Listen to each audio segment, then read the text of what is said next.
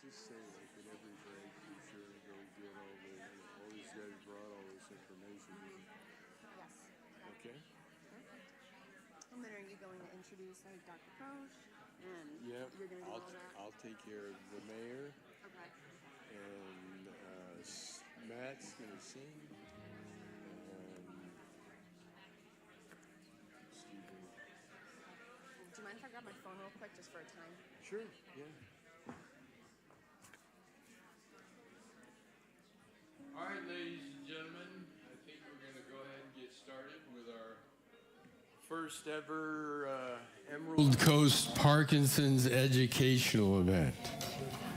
First off, on behalf of the people from 3085 Thrive, That is the support group that meets here at this church.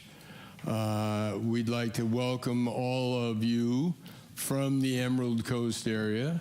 We need to do a lot more in the world of Parkinson's, of learning to meet together and talk about critical issues as we will with our speakers here this evening, and we're doing that. My co-host is Jill Fox. Hi. And this is Gregory Richer. I don't think he told you all his name. But I wanted to say thank you for having us out here, and thank you everybody for coming. Oh, you can't hear? Okay. Can you hear me? Is that better? Okay, perfect. So I want to just say thank you for everyone for coming out, all of our participants, as well as all of the wonderful vendors that have taken time out of their day to come here and provide some wonderful resources for you all today. Please, throughout the breaks, feel free to go around and talk with everybody here. We're all here for a common theme, and that is to help you and help you thrive. So I just want to say thank you very much to Greg for having us here as well. I work with Boston Scientific, which is a deep brain stimulation company that Greg has also actually had implanted with us. So not only do I get to work with him with the support group, but also on a day-to-day basis. And he is just a wonderful, wonderful human in the Parkinson's community. So thank you very much, and let's get started. All right, thank you. First off, Pastor Steve, would you like to come up and open us with a word of prayer? And we, the people of 3085 Thrive, would like to give you this as a token of our appreciation. Thank you. Thank you. And what that is our logo that you see up here, 3085, 30 and 85 being the longitude and latitude of Panama City Beach. And what our group intends to do is thrive. We may have Parkinson's, but we're going to thrive and figure out a way to do it and work with each other and have fun doing some of the wide variety of things you'll see. So, Pastor Steve. Thank you so much. Hey, we're really glad to have you here at our church facility. Our heart is God has given us such a gift with our facilities that we want to use them in ways that benefit the community, but also give people hope and a thought of what could be rather than just what is. And so on behalf of the church and the staff of Woodlawn, welcome. If there's anything that we can do to make your stay with us here today more helpful, more making you feel like you're at home, please let us know, because we love the opportunity that we have to serve. And so welcome, and would you join me as we open up today in a word of prayer. Lord God, we thank you that you are as close as the mention of your name. And so today, right offhand, we want to call on your matchless name and invite you to this place, that Lord, you would provide information and inspiration. But most of all, God, I pray that you would implant hope in the hearts of each and every person here. Lord, I thank you for each and every story. Lord, you know them. You have knit them together in their mother's womb. You know what needs to happen. And so today, I pray that you would release just what they need, Father, to take the next step in this journey. I pray for the caregivers today, and I ask that you would anoint them and bless them for all that they do that goes unseen. Lord, we thank you for them, and we pray blessings on them. And I ask, God, that you would give them strength so that they can continue the journey of offering aid and support. Lord, I pray each speaker would be able to give what they've prepared without any difficulty, and that, Lord, you would be honored and glorified as you just do your work and do it in a way that only you can do. We love you, and we give this time to you in Jesus' name. Amen. Amen. Thank you. Thank you so much. Thanks, Steve. Appreciate it. Yeah. Stan, do you want to come on up? We have a member of our support group, and he is a vendor for us, works with the VA Center, and he likes to sing. If y'all, those who are able, please stand for our national anthem. And feel free to join in. Oh, say, can you see by the dawn's early light. What so proudly we hailed at the twilight's last gleaming, whose broad stripes and bright stars through the perilous fight o'er the ramparts we watched were so gallantly streaming, and the rockets' red glare, the bombs bursting in air, gave proof through the night that our flag was still there.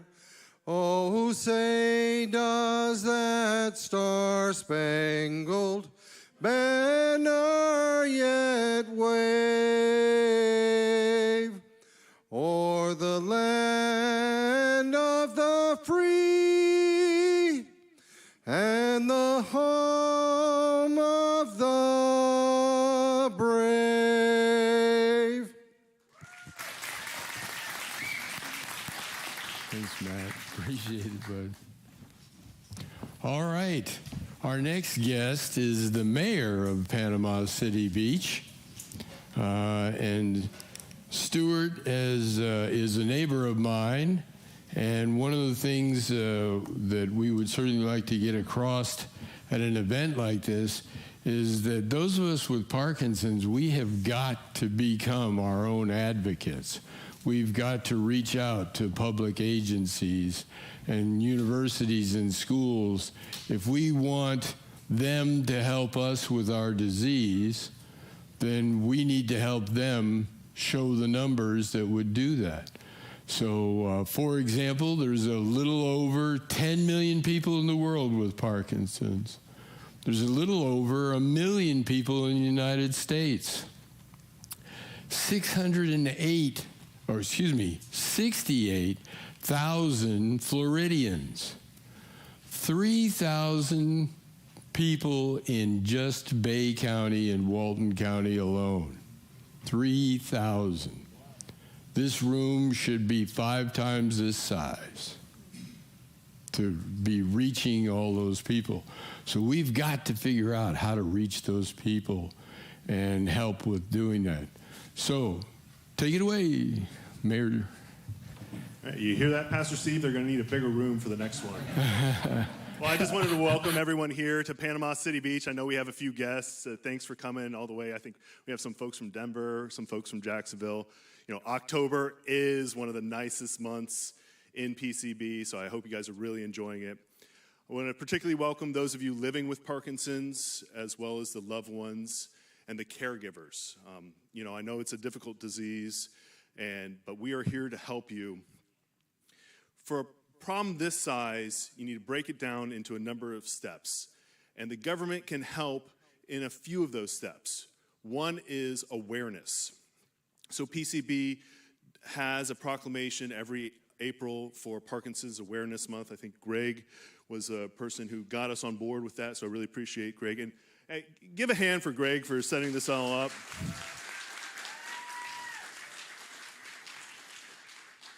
You know, I wouldn't have known about this. I wouldn't have heard about this event if I weren't, he's a neighbor of mine, if I weren't driving home and he stopped my car. And he asked me to come to this event. So I'm going to reach advocacy at the end, and that's kind of the punchline, so I stepped on my own punchline there. But that's the kind of thing that really helps, is when you reach out to people. But after education, or after awareness, is education. So events like this for people who are first experiencing the disease or who have a little bit more experience with it, allowing folks to come together to learn about the latest research, to connect with care providers and other members of private industry to understand how to live with this situation. The main work the government can do is connect residents, private industry, and make sure that as Panama City Beach and Bay County grows, we have the facilities that serve the communities that live here and that are moving here. So one of the big things PCB has done is worked with Tallahassee Memorial Health. That's the new medical office building and then hospital to make sure that they had everything they needed from the city in terms of zoning requirements, in terms of permits, infrastructure, to add that here. But we can't meet those needs, those current and future needs, without hearing from you. We can also provide connections. I've been able to connect Greg with some of the folks at TMH because I know there's a particular need for movement disorder specialists here. So one of the things the government can do here is help provide connections. But we need to know how we can help you. What do the providers need to come here? As Greg mentioned, there's 3,000 people experiencing Parkinson's in Bay County. If there was a list of those who signed on that say, hey, I would use a movement disorder specialist if they came here, that would make it a lot easier for us to go and advocate on your behalf. So what is the demand?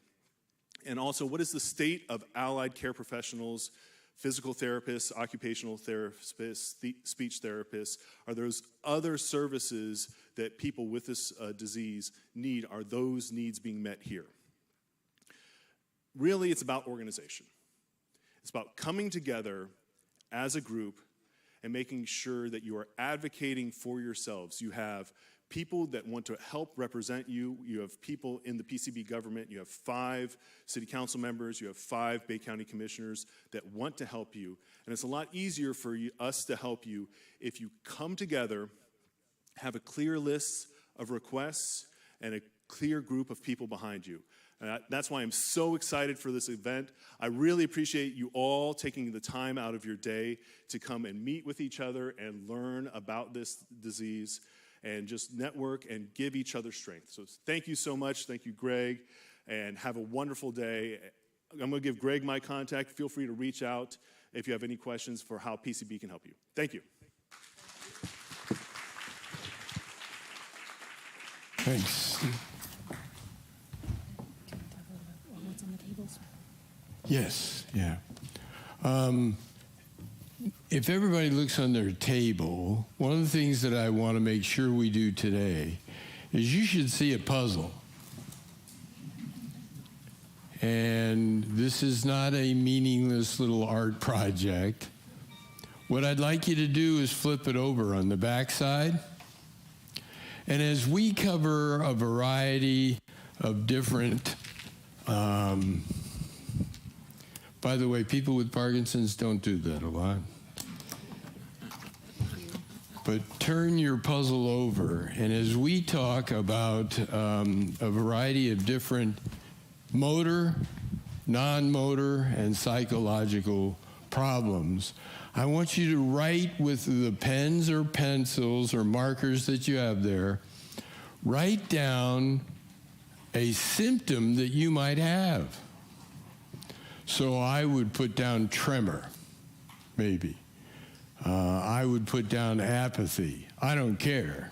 That I don't care. That, quite honestly, I don't care. So that pretty much puts me in apathy, right? So as we talk about different things, I want you to flip that puzzle over and write down that. Now, on the other side, the nice side, I want you to think about it as you hear each of these speakers come up and talk to us about issues and helping. How can we, people with Parkinson's, help our caregivers? What are the things that we can do? You just heard Mayor Stewart just talk about, hey, we've got to come to them with a united front. You don't think there's not a zillion people going, oh, please, save me. We're going to save ourselves. We're going to get involved in doing that. So what I'd like you to do on the nice side of the puzzle is maybe sketch a little picture, a little thought that comes to mind. What do you want to do? And what I call these are I promise to puzzles. So what are you promising to yourself that you're going to do differently now that you've been at this event? Does that make sense? Okay. There's also a little card on every table. And they look like this. So they say Boston Scientific in the bottom right corner, but there is, it's like a little questionnaire. So if you don't feel comfortable raising your hand throughout this meeting, or you have any really burning questions that you'd like us to answer, you can fill those out, and then we'll come around the room and we'll collect those, and then we'll kind of aggregate them and then ask them either to Greg or one of our speakers up here. So if you don't feel comfortable asking questions or you don't remember, just write it down on one of these cards up here, and then we'll come around and grab them from y'all. Tarsha, do you want to come on up and say a few words? Tarsha is one of our vendors and one of our key supporters, and we wanted her to have an opportunity to come up and talk and maybe watch a video if my daughters and all them know how to do that, because I don't. Come on up. I'm glad your daughter was here because I thought I was going to need my son. Yeah, as long as they're like a millennial or younger. Right. Hi, everyone. It's great to be here. And if you can go ahead and play it. Oh, go ahead. I'll get out of the way.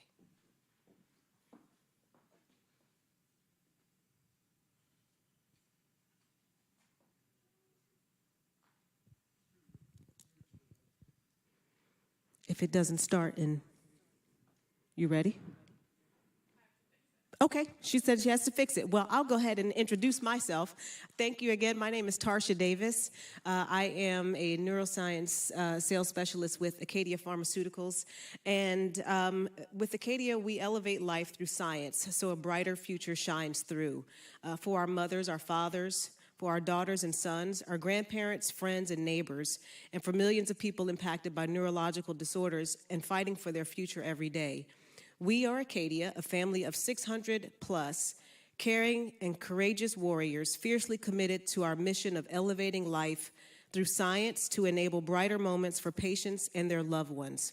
For more than 25 years, we've been working at the forefront of healthcare to protect what makes you uniquely you.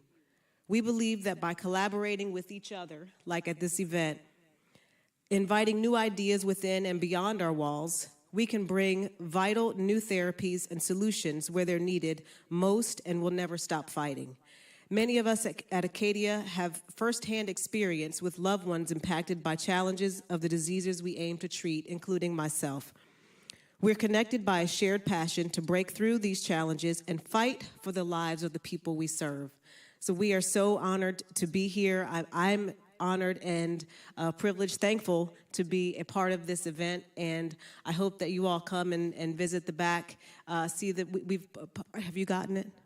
Okay, what Mindy is about to play for you, Acadia has partnered with Ryan Reynolds and his mom to talk about their experience with his father and Parkinson's. So with that, I'll leave you once Mindy starts playing it. And again, thank you so much. 10 years ago, two things happened that changed my life. The first is that Deadpool got greenlit, but at exactly the same time, we lost my father to Parkinson's disease. Jim was a good dad. I would definitely call him a present father. Never missed a football game. I think a complicated man. My dad was a bit of a mystery to me. Basically, you sort of know what to expect from Parkinson's physically, but no one warned us about the hallucinations and delusions. Around 50% of people with Parkinson's endure this at some point. He began thinking strange things about the family and our motives, and there was just no way to talk him out of some of these things. Jim came home from a trip, and he was convinced I'd been in the car with him, but I was not in the car. He couldn't get it out of his hand. It was brutal on him and on me and the boys. We were super worried about my mom because when your world is orbiting around somebody who is experiencing this, you feel incredibly helpless and I imagine, alone. Yeah, and you're not just losing your partner, but you also start to lose yourself. But today, there's more help than ever, thank God. Yeah.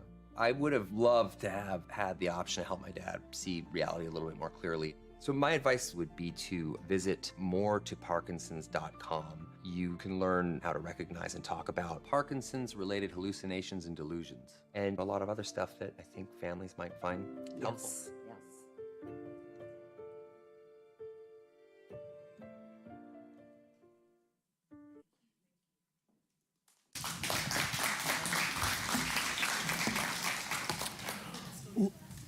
Oh, yeah, I was going to say, I have no chance of reading.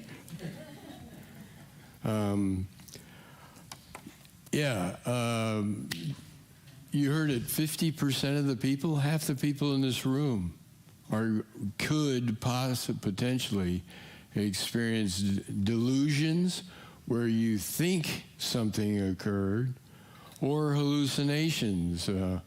I'll tell a fast little joke about my wife. When I was first diagnosed, we went away for a weekend to kind of absorb the news, and we went to my favorite little mountain town called Redstone, Colorado. It's a single road, and it's a beautiful place up by a castle. And in one of the yards was a little gnome sitting on a stump, somebody using it as a yard decoration.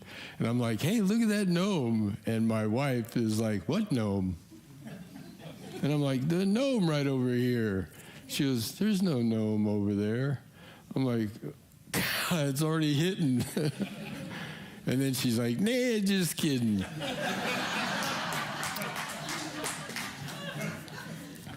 So I got the name of a good lawyer, and no, just kidding.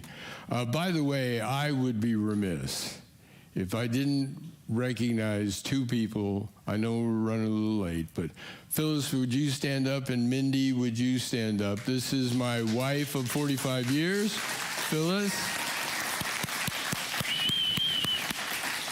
And my daughter, the techno genius of putting all this together. I'm like, how would we do that? Oh, don't worry.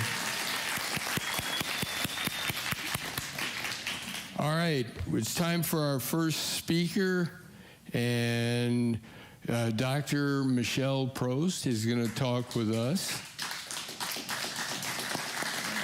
And are you doing the cake? Are you doing the cake? Yeah. And... Oh, okay. All right. Yeah, we're good. Okay, awesome. We got a little birthday surprise for you. Oh, no. So It's my birthday. It is also her birthday today.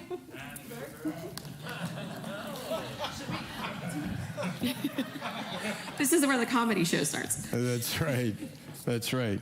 So, Dr. Prost, I heard speak last year at an event that Jack's Hope, the organization that does a lot of the very similar things that we do over here on the Emerald Coast, over there on the First Coast.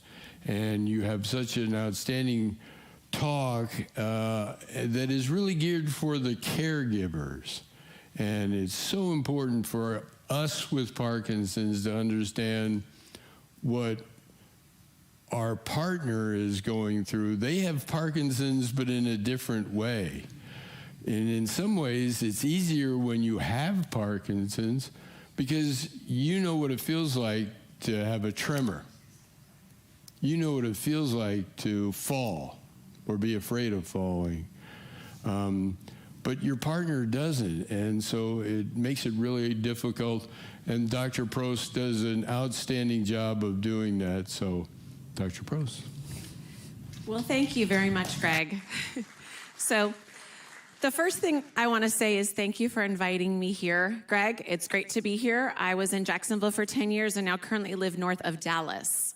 And I've worked with Parkinson's for many years. I started at the University of Florida in their Movement Disorder Center. I was at UAB. I was at Emory, so a lot of different places. I'm part-time at Baylor Scott & White now, and I have my own practice. So I am delighted to be here, and I want to go off what Greg talked about with thriving. So I want to set the stage. We can go to the next slide for me as to what we're going to be doing today. So I am not putting up all of my resources. I am not going to talk through, these are the 5 things to do to cope. There is a ton of that out there. You do a Google search, and I don't tell people to Dr. Google, but you can do that. And over the Davis Finney table, there's this book, which if you do not have it as a care partner, I strongly recommend it. Okay? I put a few resources up there. I also have been talking about Parkinson's for probably about 15 years. There's a couple people here who've been in my UF support group in Jacksonville. And I've done a lot of presentations. If you are interested in some of those resources, my email is going to be up there. Please email me. I'm more than happy to share that with you. But I want to start with, we could do the next slide, talking about one of those non-motor symptoms. That's the reason people come to see me, is a non-motor symptom, an individual with Parkinson's. So I want to talk briefly about executive functioning to set the stage. So I am a neuropsychologist. I tell people, you all know what a neurologist is, right? The medical doctor? So I'm going to do this because I can speak loudly. I want you to think of your head like a car. The neurologist lifts up the hood and checks all the levels inside that engine of your car. I'm the one who takes that car on a test drive. I see how it functions. That's how I work hand in hand with my neurologist. I'm a neuropsychologist. If you do not have one, I strongly recommend getting one on board. We work a lot with the individual person, and that is what I'm going to talk about today. And I want to talk about executive functioning. Executive functioning is one of the functions of your brain. It's a frontal lobe function. You can have weaknesses here for a variety of reasons. I work with strokes and traumatic brain injury and epilepsy and multiple sclerosis and Parkinson's, of course. But everyone in here has conductors that sit in the front part of your brain. And I want to talk about that because I'm going to use those conductors and give you strategies throughout my talk, okay? So you've all been to an orchestra at some point, seen a symphony. You have string instruments, wind instruments, all those sections. Just like in your brain, you have attention, concentration, language, memory, all of those areas. The person in front of the orchestra is a conductor that makes sure everything's doing the right thing, right? Those conductors don't just sit up there and willy-nilly move their arms around, right? They're actually like a metronome. They keep time. Crescendo, get louder. Decrescendo, get softer. Those conductors make it a beautiful symphony. Otherwise, you have a cacophony. So already this morning, a couple people here, some of those conductors have gone off on vacation. You're like, get back on board, right? You forgot something, or you left the car, or your alarm went off and you hit snooze because you just don't want to deal with that. So I want everyone to just know the things we talk about with executive functioning, which is the main cognitive area that's affected in Parkinson's, has to do with working memory. So how many times does that partner or someone in the family say, hey, go to the grocery store and I want you to get these 3 things. And you get to the grocery store and what happens? You don't remember them, right? Because it didn't get into working memory. The second one here is activation. This is exactly what Greg said with apathy. I tell everyone, how many of you did your get up and go, got up and left? That's apathy. Those are those connections to the frontal lobe that don't work as well. So you need that internal cheerleader.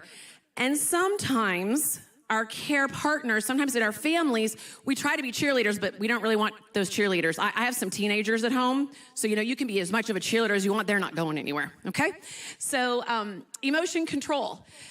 This is tolerating frustration, and I talk about this with a lot of families because I've actually been working with families and patients who throw things at me. Not because they're mad at me. I've pushed them to the point of frustration. If you notice, as a family member living with someone with Parkinson's, that there's that kind of shut down, you've talked at me too much look. Sometimes you're trying to solve a problem and you just are done with it. Tolerating frustration gets to be a bit of a challenge.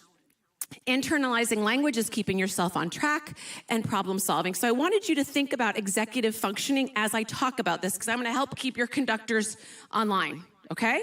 So that's my goal, and I wanted to lay that foundation. We can go to the next slide. What I wanted to do is I'm not going to present all this research and do all of that. It's going to be different. I wanted you all to think. Greg mentioned I want us to thrive. I want care partners and individuals with Parkinson's to thrive. So we're going to have some questions. We're going to reflect on some things. We're going to talk about experiences, and then I'm going to give you some resources. We can go to the next slide. So I want everyone right now to think in your head. You can close your eyes if you want to. What do you do? As a person, we're starting with the person. Every individual in here is a person first. What do you think? What do you feel? And how do you cope? And I have a slide on each one, so we'll go to the next slide. So how many people do you meet and say, what do you do? So I just gave you a few things up there. What's your job? What is your role in your family? What is your role at work? What is your role in society? I want you all to be thinking of these things for me, please, as a person first. I know we have vendors. Everyone in here is associated with Parkinson's, but we're also people. What's your routine? Everyone got off their routine this morning. You weren't planning to be here. Maybe you were, but you had a different routine. What do you do on a daily basis? What do you do on a weekly basis? on a monthly basis and on a yearly basis. Some people set short and long-term goals. You probably have heard of SMART goals. I remember I did a session on SMART goals that are measurable, sustainable, etc. And what we do is, how are we influenced? What impacts us? The culture we grew up in, the people we associate our with, the churches we're involved in, the community. What do you do? Does everyone have kind of a picture of who you are as a person, just what you do? Okay, let's go to the next slide. How do you think? Are you that positive person? You know, they talk about the glass being half full, half empty. What is it? I talk about it depends on how long you hold that glass. Does it really matter if it's half full or half empty? It's how long you decide to hold it. But thinking can be positive. It can be negative. These are a lot of different words that pop up. And what influences your thinking? The families you grew up in? The people sitting at your table right now? Something you heard driving in this morning? What affects how you think on a daily basis? Are you more analytical? Are you more neutral or positive? What do you all think about the day? What were your thoughts coming in here? So I want you to think about that. Next slide. Feelings. You can't really see this, but most people think, anyone in here seen that movie Inside Out? Oh, great, we got a few hands, okay. I don't market for them, I don't do any of that. However, it's a great animated film and it talks about feelings. So the first one, and don't quote me on this, but we had joy and we had sadness, right? We had, I forget, disgust was one of them, right? And you have a few of them. Well, they just came out with the second one and they've added more emotions. Look at this list of emotions. I'm gonna tell you right now, I feel bad is not an emotion, okay? So really understanding how you feel. And this can be feeling emotions, it can be feeling your body. Right now, people might feel a little stiff because they're sitting. Good thing we have movement soon. I'm a mover. Obviously, I can't stand in one place. You know, how do you feel? Are you feeling happy today? Are you feeling elated? Are you feeling excited? Okay, so how do you feel? There's a great app for those of you interested called Dailyo, and you actually do your mood every single day. I have one of my patients who's been doing it for 425 days, and I met with her the other day. Every day it takes 20 seconds and she just does emojis, Dailyo, and you track your water intake and it's a great way for us to monitor her mood. She sends it to me. Okay, next slide. Now I want you to think, as just a person, how do you cope? Did you grow up in a family that they went to, they went to a group, a synagogue, a church, and that was part of their support system for coping? Did you grow up in a family that, they did meditation? Did you grow up in a family or a group that, alcohol was the way to cope? Not that that's the way to do it, but that can happen, right? So how do you cope when things are tough? Do you escape? Almost everyone in here escapes. I do too, because that's the easiest, right? If it's not working for me, I'm gonna get away. But the problem is, when you get away from something, it continues and the avoidance happens and that maintains your anxiety, which we know scientifically and empirically. So I wanted you to think of all of these things without even thinking about them as an individual with Parkinson's or an individual who cares for someone with Parkinson's. Okay, so everyone has a picture of who you are as a person. I want you to also take that. I tell this to every single person that comes in my office with a caregiver or care partner. I said, I want you to hear me out. I want you to stop going to doctors. I said, I know you're in a doctor's office and you're talking to me. The number one thing I see is people have doctor's appointments every single day, and that's what they do together with their care partner. I said, you need to stop that. I said, you need to go to your most important doctor's appointments, but you also need to be husband and wife. You need to be wife and wife. You need to be mother and daughter, son and grandfather. You need to be in that role that I talked about, not always caring, not always in the caring role is what I mean, not always going to a medical appointment. I got to get you these appointments. We're a rushed society. I was fortunate enough to live in Asia for a couple years, and I learned how to be a human being, not a human doing. So I'm challenging you right now as a person to think about how you can be with the person at the table that you came with, not doing for them constantly. Do not only go out to doctor's appointments during the week. Schedule date times once a week that you just spend time. You go sit and you at the park and enjoy that time. Okay, next slide. Okay, so this was actually adapted from Rosalind Carter. So 4 kinds of people in this room. Those who are currently caring, those who will be caring, those who have been caring, and those who will need caring. So it's a quotation just talking about all of us are in the caring field as humans, right? Go ahead, next slide. So there are a lot of words up here. One thing I want to point out that I remember, I was on my internship at the University of Alabama, Birmingham, and I had one of my world-renowned neuropsychologists that I worked with, and he's like, caretakers take care, and they are usually taking care of animals. So we don't use those for people. So that was a great thing that he had told me at that point. And what I really like about partners are equal, right? We all in this room are equal and can care for each other in different ways, but we can do that. So I really want you to be aware of how you're using those terms: partner, giver, carer, caretaker. Okay, next slide. Okay, so we're gonna try something. Is everybody ready to try something for me? Okay, there's a QR code up there. If you can get out your phones, we're gonna try this. There's some papers around that have a QR code. There are questions on this QR code. So you can take it and you can do it right from here. It's a little survey, okay? And I think this is gonna work. Those of you that are streaming, I will talk through this because I know we have to go to a different screen in a moment. But go there and there's gonna be a question that pops up, okay? So go to that for me, please. We'll keep it up there for another minute. We're gonna try to get a survey of what's in the room. And it doesn't matter, anyone, please, even vendors, please, it'd be great to just get some extra data and we can see it come up. So the first question you may see is, what do you do as a caregiver? Does everybody get that QR code okay? We'll keep it there for another minute, Mindy. So that is, what do you do as a care partner? I would like you, if you can, to type in a word.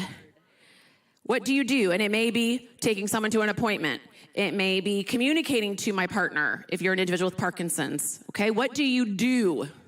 Okay, so everyone pretty much has that QR code.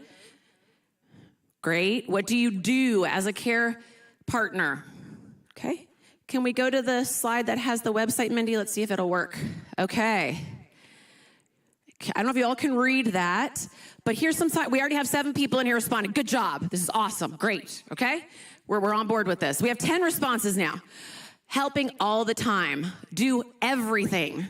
Love. Help patients and their care partners. Coordinate appointments. Meds. Advocate. Monitor. Listen. Caring. Advocate and support. Drive. Support. Helps maintain a healthy lifestyle regardless of health. Manage and take to appointments. Confidence, physical therapist, psychological support, help with buttons and dressing, support, caring. We have 20 responses. Awesome job. Any more that want to pop in? Here we go. Take care of my partner and everything. Encouraging, love. I love that. So these are all the things that we do. And an attitude keeper and an attitude checker, I think I would say too, right? I do have teenagers at home, and it was great listening to my 17-year-old tell my 11-year-old, try your best on these all-star tryouts. Attitude's everything. That's what coaches look for. And she said that to her sister, and I was like, okay, I've done one thing right as a parent of a teenager. Attitude's a big thing.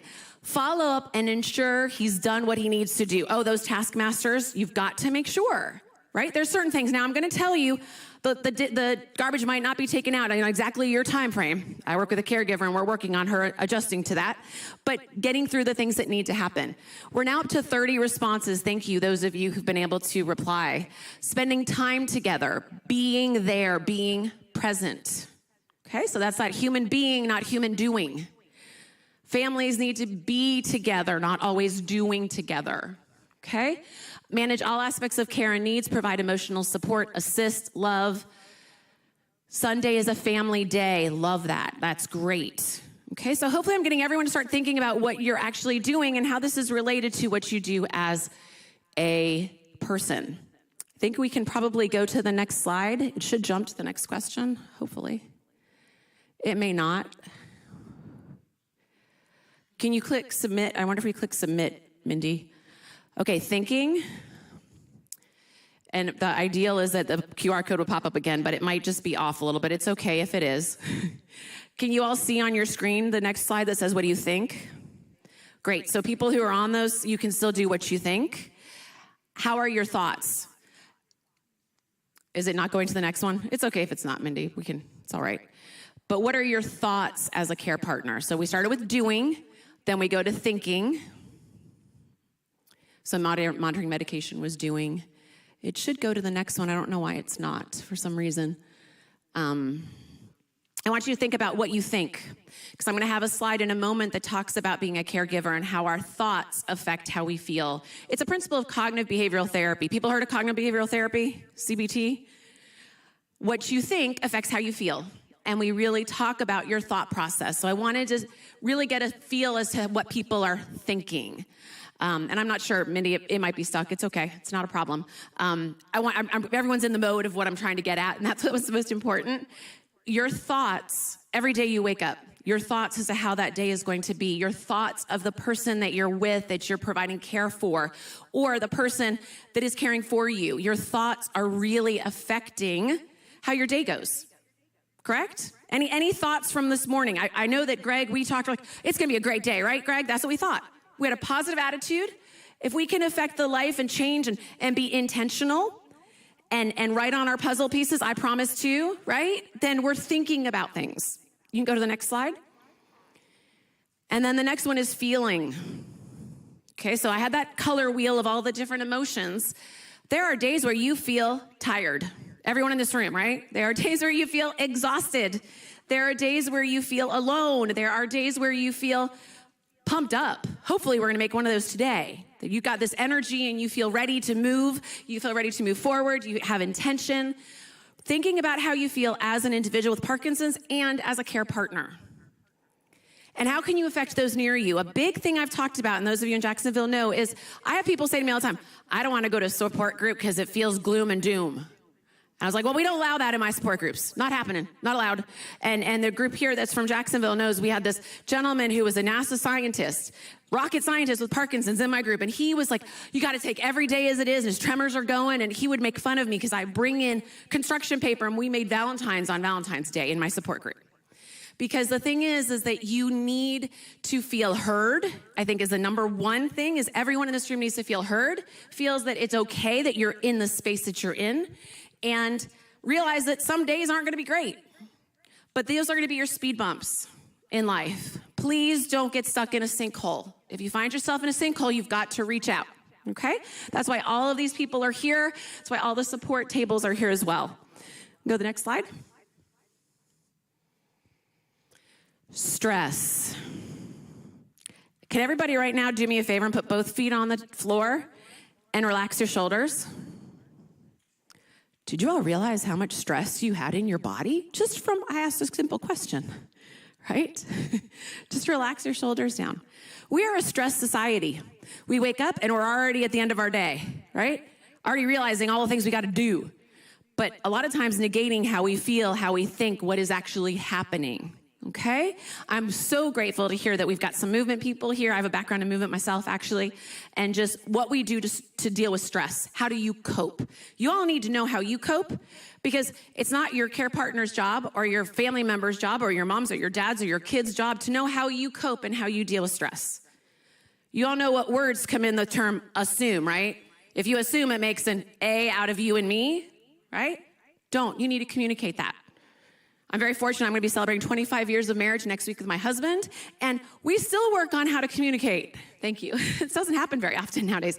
So we still communicate. You can't assume. And each stage of your life as a person, each stage of your life as an individual with Parkinson's, each stage in your life as an individual caring for someone with Parkinson's is different. Today looks different than it did 2 weeks ago. Right? I have a woman I work with, and her husband does not have Parkinson's, but he has a significant dementia. And I've been working with her for 3 years. Her husband does not know because she just can't, she's like, I can't cope with this. And each time I work with her, she's like, yep, we got that roller coaster going. Today was a great day. And I'm like, enjoy it. Enjoy the day. Enjoy it while you've got it because you don't know what's going to come, right? So how do you conceptualize that? And what do you use and what are your tools for coping with stress? You go to the next slide. So I came up with 7 different areas, okay? So you can have physical. So I had you all just think about your shoulders, right? Physical. A lot of you might not be comfortable sitting. I can't sit all day. I have a standing desk. It's a good thing. Environmental. Certain areas create more stress. I moved, as I told y'all, I'm up in the North Dallas. We get these air quality things that come out. And I'm like, really? That's like another thing I need to think about. Environmental, I know there are some companies that they're corporate. They all have fluorescent lights. I go in, I turn those off, and I bring my own lamp because people don't like those bright fluorescent lights all the time. Or some people bring in their sunglasses. Think of your environment. When I lived in Asia, you'll find this very interesting. I took a feng shui class. I'm certified, so is my husband. Not that we really know what we're doing, but you really kind of learn the environment of the flow of energy. How many of you walk into a room and if there's stuff everywhere, the stress levels go up? Okay, look, so we know who our OCD people, I'm just joking. We know who our people are who like to have things organized. It affects, your environment affects your stress levels. Social. Let's not talk about what's happening with our youngsters in the age of social media and the social stress, right? The social stress of being here for some individuals. I got to go to this meeting. Greg's great, but I got to go to this meeting with all these people. They're going to ask me questions, and that's just stressful. I just want to avoid it. That can happen, right? Emotional stress. Many individuals go through that. That's what I support with. We have a lot of other supporter individuals here in the room. Cognitive stress is just too much. They're asking too much of me. I can't think of all these things. My kids are asking me to do things. My parents are asking me to do things. My wife's asking me, my spouse. Can everyone just stop? Right? That's a cognitive, like my brain can't handle it.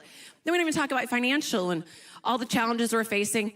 Future. So there's a term called anticipatory anxiety. I'm anticipating I'm going to be anxious about the future. The what ifs.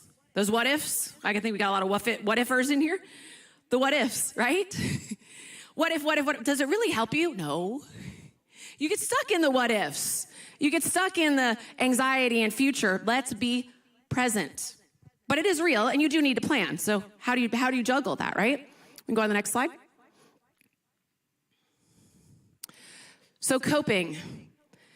And I think there was going to be another question. Does anyone have any thoughts of how they cope? I'm hoping support group is one of them. Any other thoughts on how you cope if you're a care partner? Any ideas? You can call them out. Prayer, huge one. Thank you. Pastoral care? Very much so. Other ways to cope? Doing things I want to do. Yes, very much so. Other ways to cope? Call a friend. Very much. Yes. Connect. Other ways to cope? Go to the beach. I did that this morning. It's great. Great way of coping. Other ways? Exercise. Very much so. Yes. Anyone? Pardon? Say it again. Play together. Yes. Very much so. We kind of forget how to play, right? We need to play. You know, that's the best thing about having kids or grandkids or little ones around is you have an excuse to play. But we as adults really need to play. So coping, I have a lot of different thoughts here. I challenge each one of you to think of what you do per day to help you cope. I work with a lot of different individuals, lots of different ages, and I talk about daily affirmations or a daily statement that helps you. I'm working with a woman right now who I worked with her husband with Parkinson's. He recently passed about a couple of years ago, and she reached out to me, and I'm seeing her for therapy because she's like, I thought I was coping great. I was like, is there a judgment? Or do you get a score for coping? No, you don't get graded on that.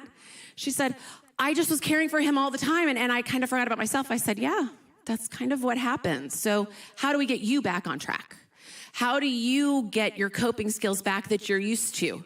We may have many individuals in here who used to go exercise, used to go to yoga every morning, but now there's other things on the schedule. Well, you've got to find those times for yourself. I appreciate how Jillian in the back said, do something for you that you want to do. What I love is yoga. And you know what? I made my entire family of 5 go to yoga at 8 o'clock last Sunday morning. That was quite entertaining. But it's a way that I cope, and I wanted to share that with my family. How do you share how you cope with your family? You can go to the next slide. Okay, this is kind of hard to see, but what I wanted to share with you is there's actually a measure of 20 questions that's a caregiver stress scale. And what we can do, Greg, I can even get it to you, or people email me, I'll send it. It's a really good measure. I have all of my families that I work with Parkinson's, with dementia, with traumatic brain injury, anything, talk about the stress. And I think what's important, I just want to read some of these questions to you all, okay? So you can hear them. Do you feel that your relative asks for more help than he or she needs? Do you feel that because of the time you spend with your relative, you do not have enough time for yourself? Do you feel stress between caring for your relative and trying to meet other responsibilities for your family or work? Do you feel embarrassed over your relative's behavior? Do you feel angry when you're around your relative? Do you feel that your relative currently affects your relationship with other family members or friends in a negative way? Are you afraid about what the future holds for your relative? Do you feel your relative is dependent on you? Do you feel strained when you're around your relative?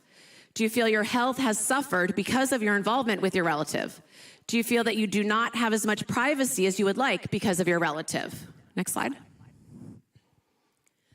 Do you feel that your social life has suffered because you are caring for your relative? Do you feel uncomfortable about having friends over because of your relative? Do you feel that your relative seems to expect you to take care of him or her as if you were the only one he or she could depend on? Do you feel that you do not have enough money to care for your relative in addition to the rest of your expenses? Do you feel that you'll be unable to take care of your relative much longer? Do you feel you've lost control of your life since your relative's illness? Do you wish you could just leave the care of your relative to someone else? Do you feel uncertain about what to do about your relative? Do you feel you should be doing more for your relative? Do you feel you could do a better job in caring for your relative? Overall, how burdened do you feel in caring for your relative? It's a lot, isn't it? It's pretty heavy. And you don't know how many individuals and families I give this and are like, please don't show it to that other person. I'm like, that's not my purpose. I'm not showing it to someone else. But these are real. And I hope in the families I work with, we get a baseline measure of this and I assess them over time to see how things are changing. The biggest thing I see that I want to lay the foundation for the day is the acceptance of the disease.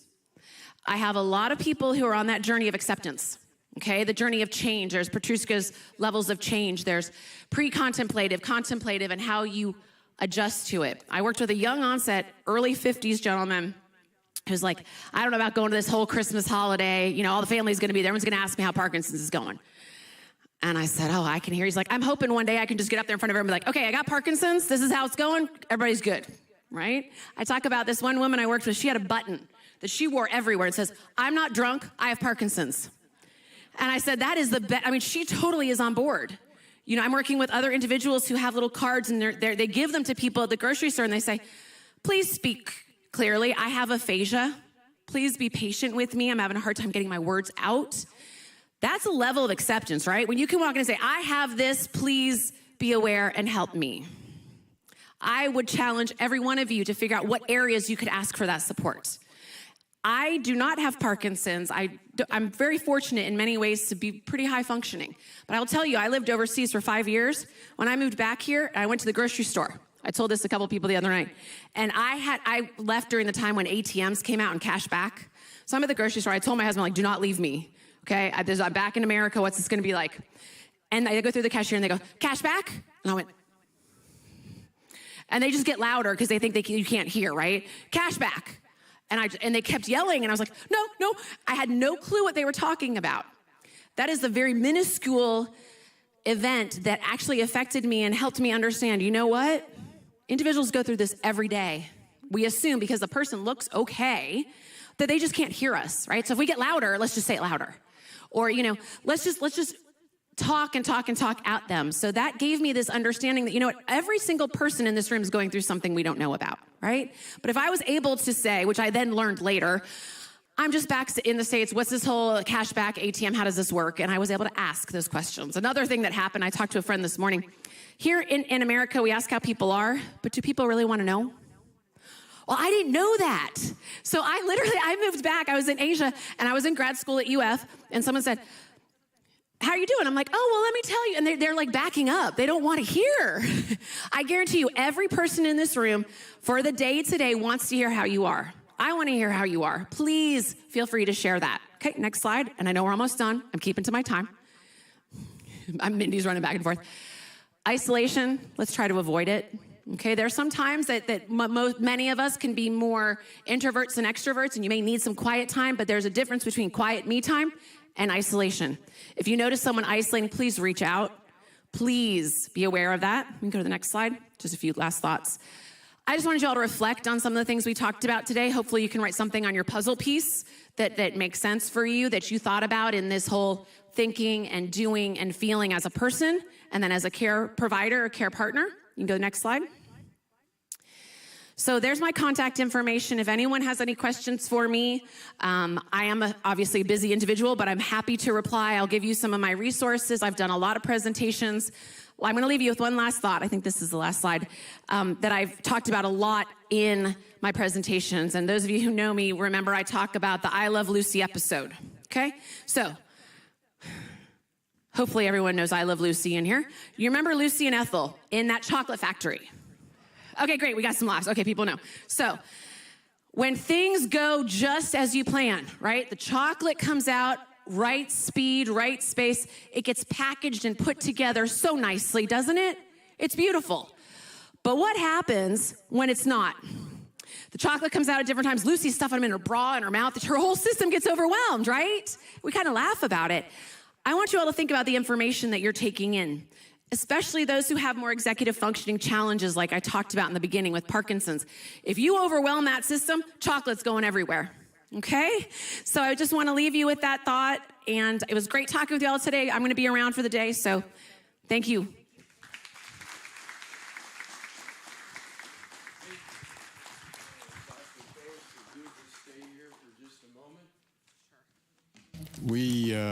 I have some questions. No, I've got a mic. We've got something else on the schedule look at first. that! Look at that! How did that happen? Hi, everyone. I haven't seen this on for I don't know how many years. Hi, everyone. So Lisa and I used to work with Dr. Prosher back in Jacksonville. And so we just wanted to come up here and thank her. First of all, obviously she's an amazing person because she traveled here on her birthday. You know, her 50th birthday. Didn't even tell anyone. And that's just who she is. She constantly gives back to her community. And we are just so appreciative, and we're so glad to get to reconnect with you here. And so we want to ask you all to help us celebrate her birthday by singing happy birthday with us to her. Will y'all do that? All right. All right, I'm a terrible singer, so you guys have to jump in. All right, ready? Birthday to you. Happy birthday to you. Happy birthday, Dr. Prosher. Happy birthday to you. Yay! Thank you. We hope all your wishes come true. All right. Thank you. And if you were wondering how to pronounce that last name, think of Bass Pro Shop, Pro Shop. That's how you say my name. Yeah, it's okay. You're good. Okay. A couple of quick questions. Yes. First off, just so that everybody knows, we are live streaming this event. So we have people in San Diego, South Dakota, Colorado, and London, England watching us. Welcome. So this is the deal. You know, you talk about Parkinson's, and I talk about this a lot in that I call Parkinson's an intentional disease. If you're going to live with it and do well, you have to make an intent and then keep an intent to yourself. But I find sometimes it's just, how about you all? It's so hard to, you know, some days you just get up and go, crap on this. I'm, you know, working out. Maybe I'm not supposed to say that, but I'm sorry about that, internet. But, you know, you just go, hey, what am I doing this for? I'm just slogging through the years. Can you speak to that at all? Sure. I think it's a really, really good point. And I've worked with early onset. I mean, we're talking 30s all the way up to people in their 80s on that. And I think that what was really motivating for me and some of the individuals I worked with is that you got to do today. Your job right now is to do today.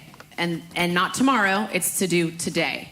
And right now, your job today is to do today and do this conference. And I think keeping that in mind, that I've got to do today, and that's my goal. And what do I need? What supports do I need to do today? So, for example, I had a gentleman in his 40s, and he was a master's level professor. And, you know, in the evenings, he got on those video games and then got into a computer. And he just wouldn't go to sleep. And sleep's important, right? And sleep's a hot commodity. You don't get very much of it, right? And so people think you set an alarm to wake up in the morning. No. We set alarms to get him to go to bed. So we actually had alarms in his house that went off at 9, 9:15, and 9:30 to start preparing for bed. Because people never listen to the first alarm. All of you, you snooze it. I know that. Okay, there's actually literature about this, okay? The next alarm, I'm like, well, this is annoying. This Dr. Proscia told me put it on here. By the third, I'm like, Dr. Proscia's making me do this, but it gets it done. Yeah. Right? So I actually have people who set alarms to go to bed, and they do it every 5 or 10 minutes. I have a young gentleman who's not with Parkinson's. He has actually schizoaffective disorder, and I recorded an audio for him like, get up, time to get up, time to get up, and that's his alarm in the morning. So it's really funny, but you know, if it works for him, find out who that voice is for you, or what that alarm is. I have a lawyer I work with, I see him for therapy, and he has an alarm clock that he has to do a math problem before it stops. It's that loud, and that's what gets him up every morning. Oh. So figure out what those things are for you. Yeah. Do you have a question? Oh, okay, here we go.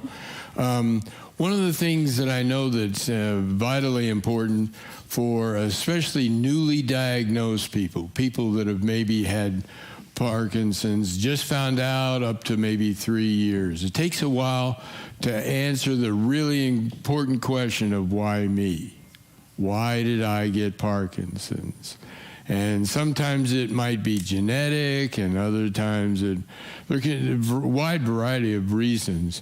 But what do we do about keeping our attitude up? I've heard I've written a book, and there's a library back there. All the books that Dr. Proscia had up on the screen are back here if you'd like to see them. But fear is one of the things that really, man, it just locks us up. I've heard fear defined as future expectations appear real. And maybe you could address that for us, for the people who are newly diagnosed. Fear is real. It very much so is. And I'm going to do a little plug for a great talk about fear. It's about 4 minutes long. Will Smith, you all can say what you want about him. However, he talks about skydiving. And he talks about the fear of getting up in the airplane, the fear of getting to do it. And when he jumps, the release of the fear.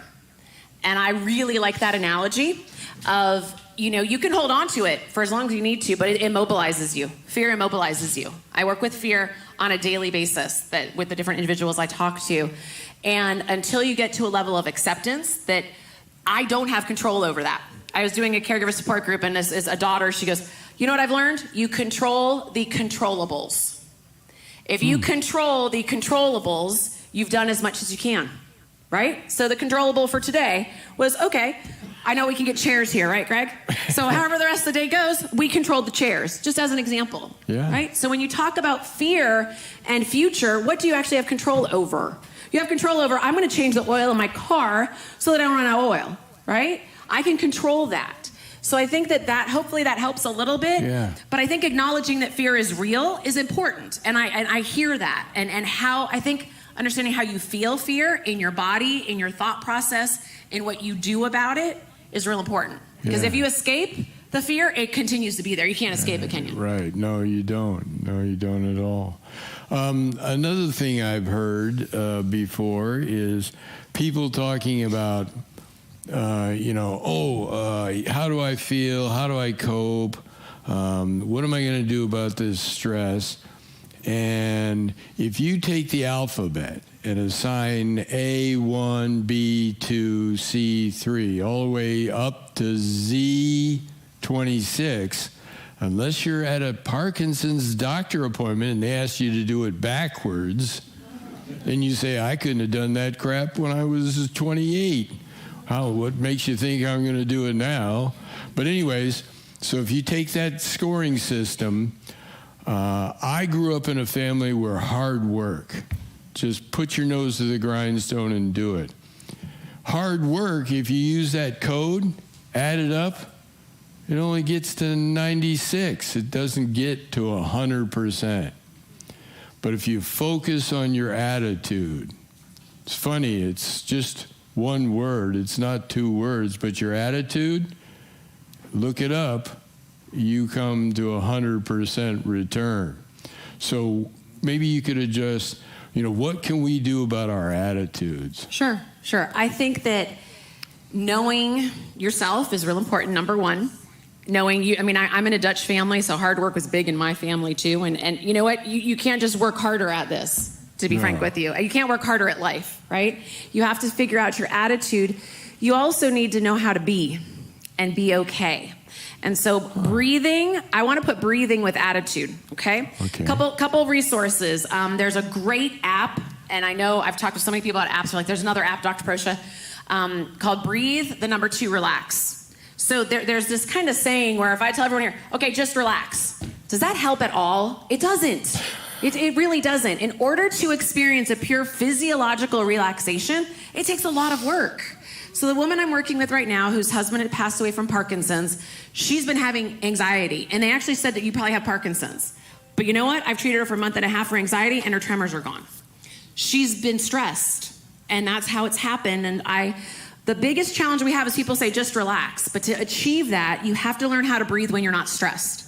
So she's been breathing when she's not stressed. I gave her the Breathe to Relax app. I've guided her through that. And so when she's then in a stressful situation, she can. So you got to know yourself, your circadian rhythms, when the best time of your day is. Yeah. Maybe when you wake up in the morning, you're not stressed. And you practice breathing, just breathing in and out 3 or 4 times. So that when you get in those moments, learning how to breathe is actually really hard. Yeah. To actually have a relaxation response. So I think breathing is important. There's also one other really good app called the Trident Mindset. It was created by a cognitive neuroscientist and a Navy SEAL.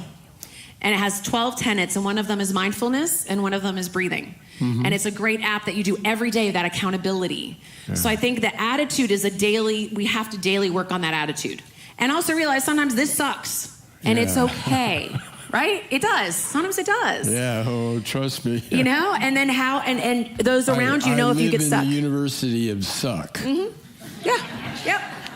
And there are days where you want to tap out, right? And you're like, I don't want this to suck. Let's do something different. And hopefully right now at this moment, it's a little different. Yeah. You know? Oh, it is. Yeah. It is. Absolutely.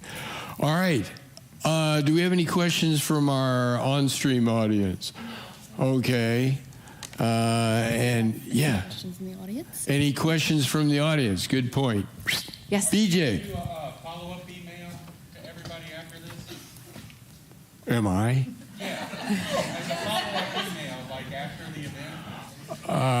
Yes, I am going to do that. Yes, Just like I sent you some as a emails group, yes, prior we will. to this event, maybe. Can we include those, that app and that website you mentioned? Oh, yeah. Yeah, I'll that'd make be sure a of all that. great Oh, deal. definitely. Yeah. It's a really good resource. Yeah. Yeah. We have another I have the Zarit scale back there if anybody wants to see that. Yep. Yes, we have another hand. You mentioned, being afraid and dealing with being afraid. There's a distinction or a difference between being afraid and worry. That worry it just seems like afraid you can run away from it, kind of, but worry is just in your front, in front of you all the time. And it doesn't get resolved. It just continues on. And that's a His really good comment, point. just to make sure everybody can hear, is the difference between worry, where you just, and fear, where you're like, hey, time to run. Let's see, what was that phraseology they said that fear brings out flight, fright, or freezing. And me, I like running because, if you go on a hike in the bear country, I don't have to outrun the bear. I just have to outrun my wife. And very true. Soft, juicy person back there. Yeah. One thing I just wanted to say about worrying, because it is a real thing. A couple little antics that might be helpful. I'm actually working with a pilot. I work with pilots as well, and he's a worrier. And so we actually scheduled worry time. He starts worrying. He's like, nope, I got to save that. I have worry time scheduled 3 o'clock. That's my worry time. And you get all your worrying done at that time. I know it sounds really odd, but psychologically it works. Yeah. And also at night, he has a worry journal. So he lays down, and that's when the worries start, right? You lay down, head goes down, all the worries start. He writes them in his journal. He physically walks outside, puts it outside of the room. The worries are gone, and I can pick it up tomorrow. A couple little antics that might be helpful. Feel free to try it. Yeah, I'm trying that one. I might have slept more than 5 minutes last night. There you go. All right. Well, thank you. All right, thank you. Let's hear it for Dr. Prost.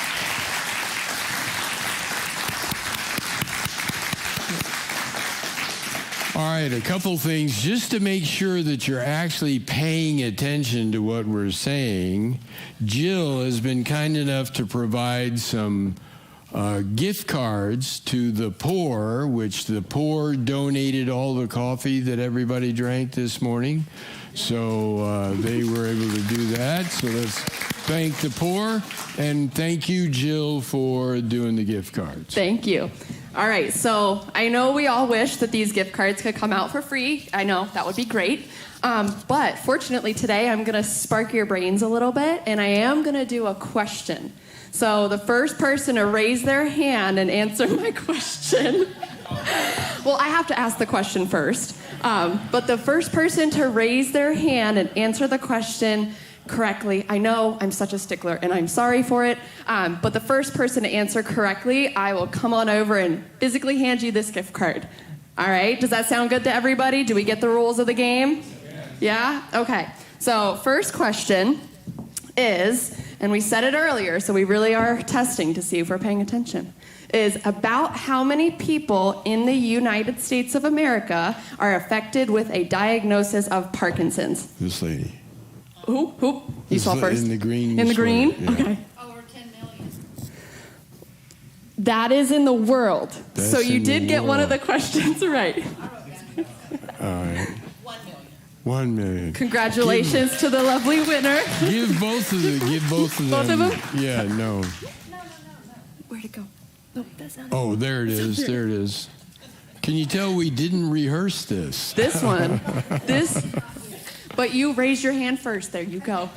It's the courage. We're That's eliminating right. fear today, all right? There Hey, you go. we're You're welcome. Parkinson's people. We don't give a crap what the rules are, right? We have to You deal just with showed a that. great example of eliminating fear, so thank you. All right. All righty. All right. Do you want to introduce our next activity? Yes. All right. So today, I know we're all seated. I don't know about you all, but I kind of get an itch to move around if I'm seated for a little bit too long. So we have a lovely guest with us today. We personally know Sherry Lopez. She's been coming to our support groups to help, and she does something called Movement with a Purpose. And what she does is she actually brings hula hoops. And you can do this both seated or standing, whatever you're comfortable with. But we actually work with the hula hoops to get some movement, some stretching, and just to get that blood flowing. So I think we've all been seated and stationary for a good while now. So I think I'm going to welcome our lovely Sherry Lopez up to the stage. Can you hear me? Yep. Do I need to be louder? What? I would love for 3085Thrive, our members that are going to be doing a presentation. Can you put this out? And have a seat. Yeah. The lovely Jolinda will actually just be need to- handing you out a hula hoop. I just So need while to they're get it getting over my ready, I'm head. going to explain who I am. I am Sherry Lopez, and I'm a hula hoop instructor. I teach something that is called hoop dance flow. So for a living, I play with hoops. Okay. One word can explain my life, and that is pain. At 17, I was diagnosed with osteoarthritis, and I learned very quickly the power of movement. Over the last 12 years, Sure. I've Oh, yeah, been that's right. using You're dance flow to work through my pain and my restrictive change of osteoarthritis. What you don't use, you lose is a fact. Hoop Dance Flow has given me and gifted me bilateral strength and through my own flow. God had a plan for me. I followed that plan with my inner child, and voila, I am peaceful, funky hoops. I am here shining the light on how important movement really is. Hoop Dance Flow is a fun factor in such a rewarding way. So, what is flow? This is a different type of movement. Flow in itself is that positive physiological state. It is a state that we get into, that we feel when we are active with something, when we fully immerse and we enjoy the process of discovery. And what better way to get there with a simple hula hoop? So when I do my classes, what I like to do is the very first thing is actually we warm up. It's that get ready signal for the body, the mind, the brain, and the soul. So we're getting the blood flowing, we're waking up our minds and body, we're getting grounded, and we're getting connected. Then I like to sprinkle in some breathing exercises. This gets that oxygen to the brain, and to our muscles. Let's just do one right now really, really quick because you've been sitting here for a hot minute. I want everybody to take a deep breath in and release and go, All right, I heard some of you. We're going to take this one step further. We're going to breathe in really in, and then when we breathe it out, we're going to go, ah. So here we go. Breathe in. Ah. Oh my God, you guys are beautiful. You are ready for my class. Not only do I do breathing exercises, I also like to sprinkle in what is called alpha frequency wave sounds. I like to use 5-2-3 and 4-3-2. What this actually does, we have these brain waves that go through in our frontal lobe, and these actually calm the brain, they relax the brain, and they get it ready for focus. I got more on this information later if you need to. Also, I like to put in some vocal stimulations to strengthen that throat muscle, improve loudness and clarity. I like to use movement that is opposite, split, and mirror when I'll show you soon. The next thing I like to do in class is called the balance skill. I'll show an example of it. But you put a simple hula hoop on your head. It is going to actually reveal your posture, actually help you to kind of shift your posture. It gets you into a better balance all the way around. I will add some arm movement to that. That now gets you to be aware of what you are doing. And then I like to add all this other stuff, but I'll teach a skill with my right, my left, to the front, to the back, up and down. So now what we are actually doing is I'm building strength, flexibility, and I'm working through stiffening. Parkinson's has that stiffening with the hands. We work actually through that. After that, we do some drills. Drills allow you to flow, get your flow to go. You're putting some skills together and you have beneficial flow, meditative flow. It slows down the brain. Bilateral dexterity flow, even flow, and I do what's called methodical flow. I call this the magic of the M's. The muscle memory with methodical flow will allow that Parkinson's brain to actually work together. And then we move that on to what's called choreography, which you're going to be seeing in a minute. With that choreography, it lets you dance. That RAS, that rhythmic auditory system, matching your movement to the beats, matching your movement actually to word cues. Then this is the last thing I like to do in our class before we cool down. It's called playtime. Exploring, experiencing, creating. Letting you just be with your flow and seeing the beauty of you. I am going to be honest with you. I lose control when I let playtime happen. You do it individually, you do it as a group, and I lose control. Finally, what we do, see, right there, I'm losing control because I said playtime, and there we go. And finally, we have cool time. That's where we relax the mind and the brain. You're going to stretch, flex, really relax, breathe, slow down the heart rate, the blood pressure, reduce that lactic acid, and basically thanking yourself. What we're going to do is our little presentation in the theme of Halloween. It's going to be to Frankenstein Stomp. And then when I'm done with the presentation, I'm going to show you some other stuff that I do as well. So let's get this going. I'm going to set some stuff up.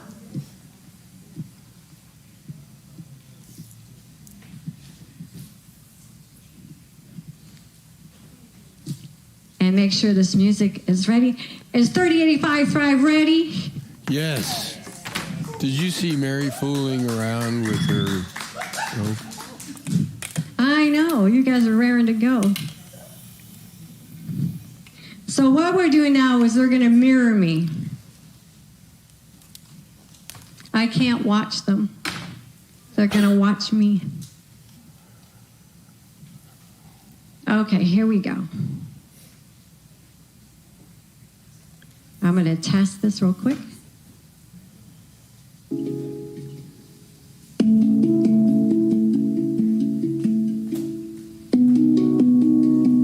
You don't have to be a monster, but it certainly helps. Here we go.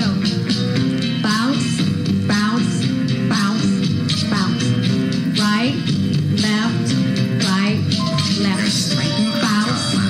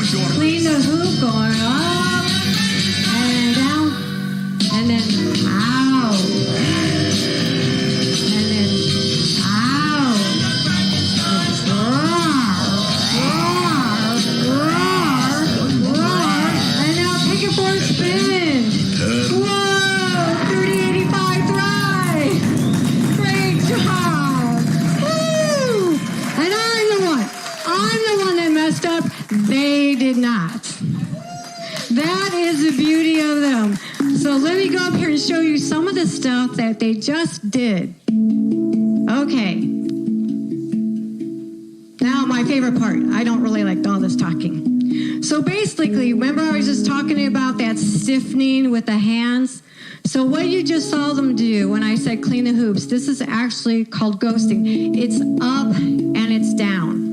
So they're going up and down. And sure, if you guys want to do this along with me, that's beautiful. But what's happening here, normally you're gripping nice and tight. So in the beginning, when the brain is getting so tense, you do want to shut down.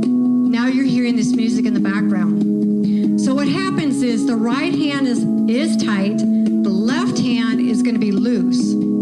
Say what? In Parkinson's? I don't know. But this is what's happening. So our right hand is tight, our left is loose, and we take it up. And then we bring it back down. Now the left hand is going to be tight, and the right hand is going to be loose, and we take it straight up. We take this one step further. We hold tight with the right, the left is loose, and we can push it out to our side. And back down. And then the left can be tight while the right is loose and we push it out. Now this is something that they're seeing, if they do this by direction without seeing me, this is amazing. So here we go. It's over on this one particular end. And the right is going to drive and the left is going to be loose and it's going to come all the way around. My left is going to tighten and this is going to come around. And we're going to switch this and it's going to come around and back around. Now they're not seeing this. I just wanted to see myself. I feel like I'm in class. So let's let them show them exactly what I was doing. So when I have the hoop here, the right is going to drive, and we're going to go around, and the left is going to hold it up here, and we go around. And the hoop is actually moving. So that is called ghosting. The other thing that we also like to do, and I'm going to show a couple of people, so I'm going to give you a hoop, and I'm going to give you a hoop, Mary, real quick.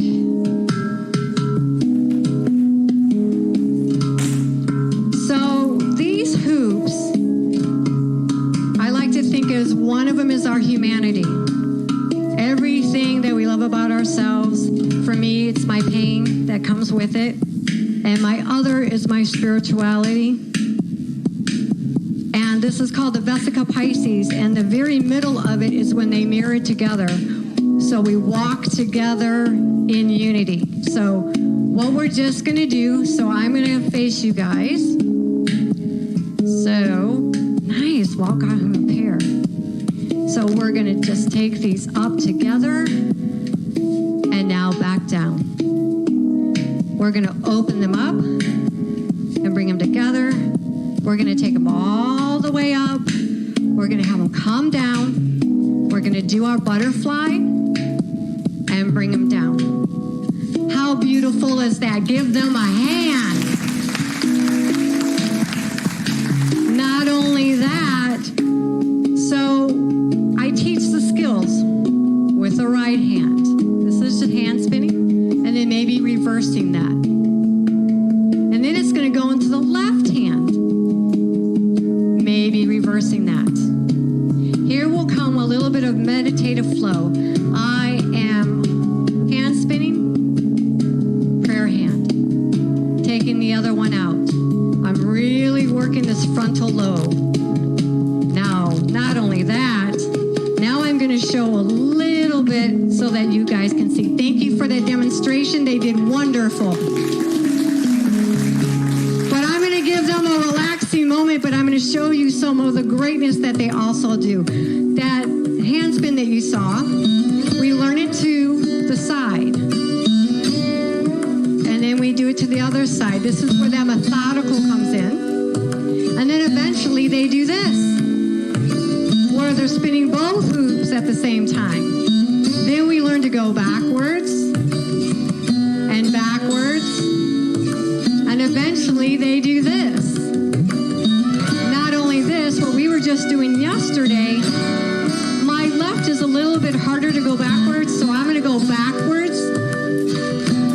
and stop, and then I'm going to go to the right. See, I'm losing class control already.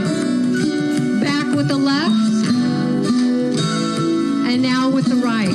All these are learned sitting down.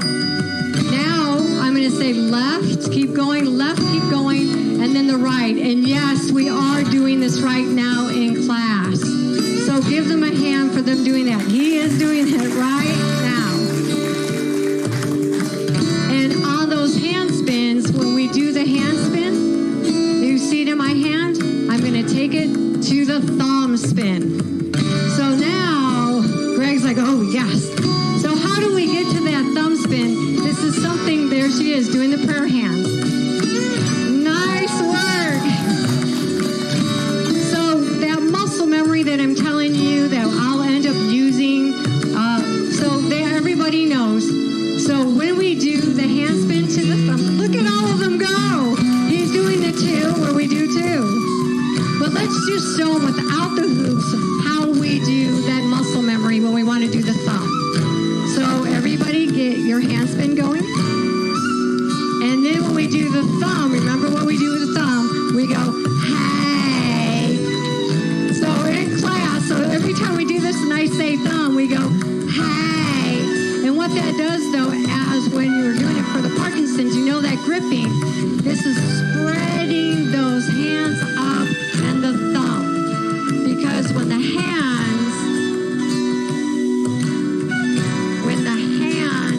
has to be open for this to occur. So the last thing I want to show you, if I got a little bit of time, is that magic of the balance skill.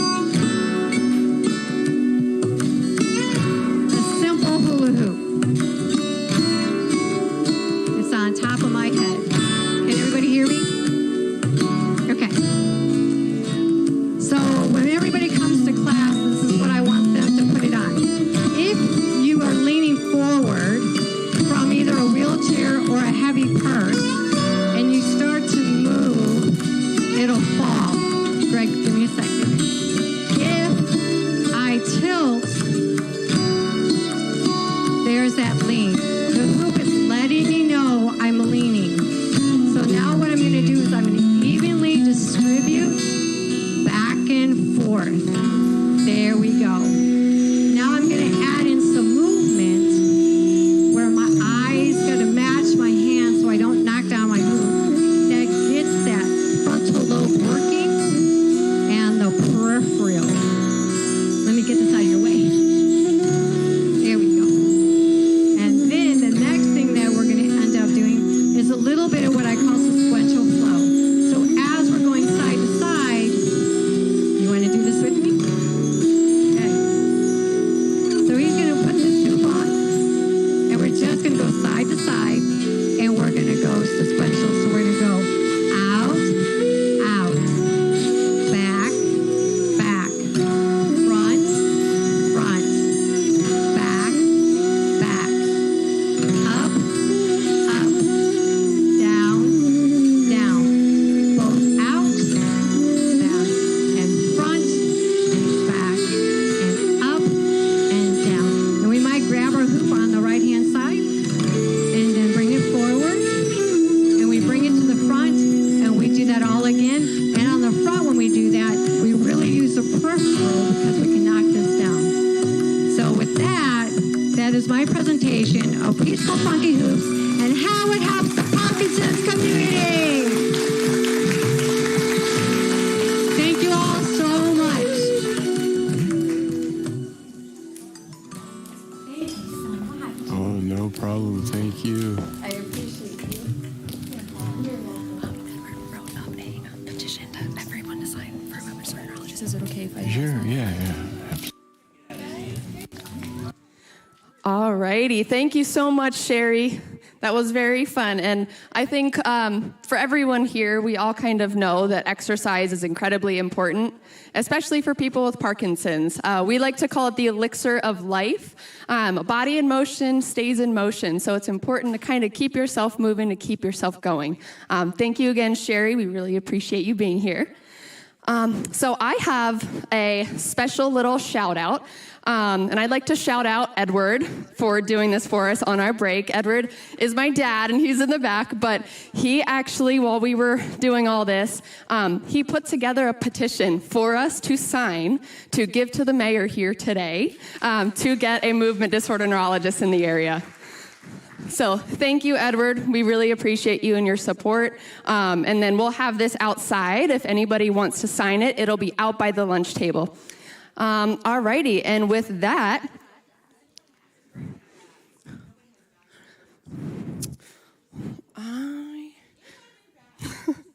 I did not bring any bags. I should have. We can find some. I will find some bags. But for now, y'all can just leave everything on the table and we'll find some bags, okay? All right, but with that being said, I think now we are going to have a little bit of a bio and snack break. So if anybody needs to use the restroom or grab some coffee, that now is the time to do so.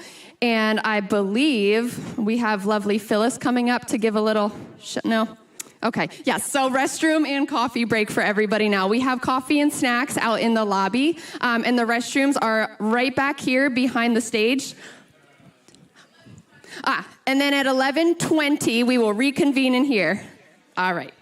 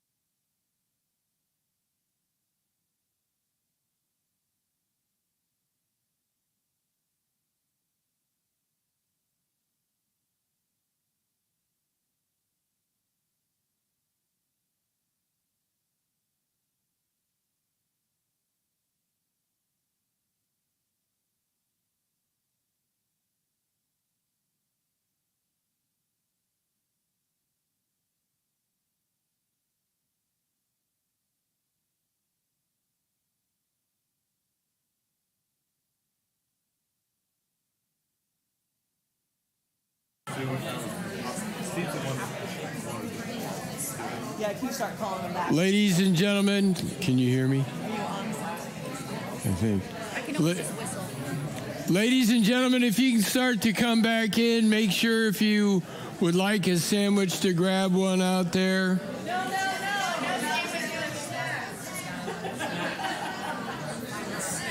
No, don't do that. What? Lunch is after you see this. Oh, no. If you go out there for lunch, we'll kill you. No, we won't kill you.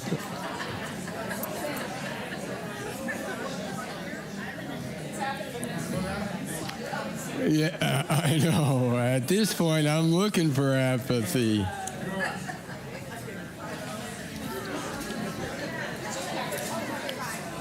Did you hand out enough of those? We Okay. did 4 on each table because I didn't want them to. I have extra though. Okay. Do you want one? Well, yeah, I'll just have a. You are apathy. I am apathy. Boyd, how are you doing? Hi, Boyd. Oh, okay, Boyd. Pleasure to meet you. For the godsend. Hello? Wave at your sound guy. Setback. That's the best advice I've had in years. Good. Hello? Hello? Hello? Hello? Can you hear it? Okay. Alrighty, everybody. I think we're going to try and transition back to our tables so that we can move on with our next amazing speaker. So we'll give it a couple of minutes, but if everybody could please find your seats, and we'll get started in just a couple of minutes here.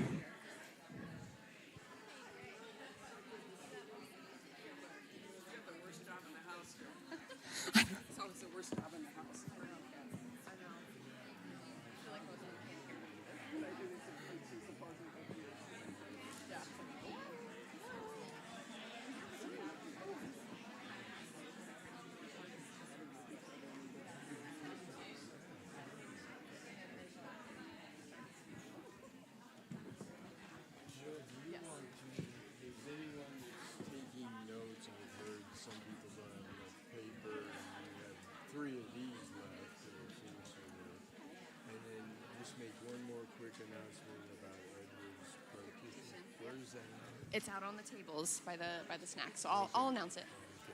Yeah, I'll announce it. Okay. Alrighty, well, we all start getting settled back into our seats. I do want to make an announcement on kind of where the petition is, if you would like to sign it, to have a movement disorder neurologist come to the local area. Right out by where the snacks are, there's 2 tall, round tables, and there are 2 set up over there with pins. So if you'd like to sign that petition, it is out there on those tables. Oh, also, does anybody here need a notepad or anything like that to take notes? We've got 3 if you don't have anything to take a note. Okay, perfect. Anybody else need a notepad? Perfect. And then one up here, Greg. Oh. We will find some more paper, I promise.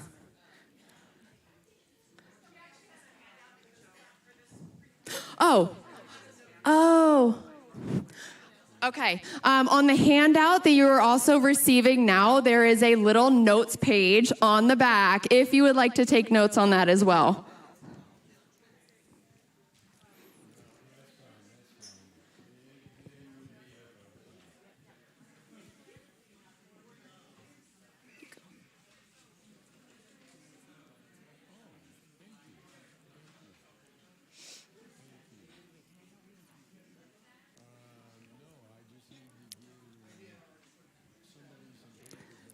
We're getting there.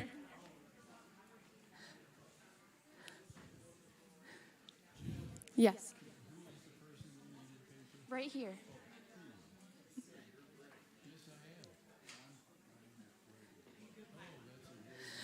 All righty. Yep. All right. So I think we might get started here. Yeah. Should I just... All right. So the next speaker that we have lined up is Lucy Dreyer, and she is a licensed clinical social worker. She will be coming up here to discuss with you all a little bit about living with grief and loss. So without further ado, I will hand this over to Miss Lucy. Thank you.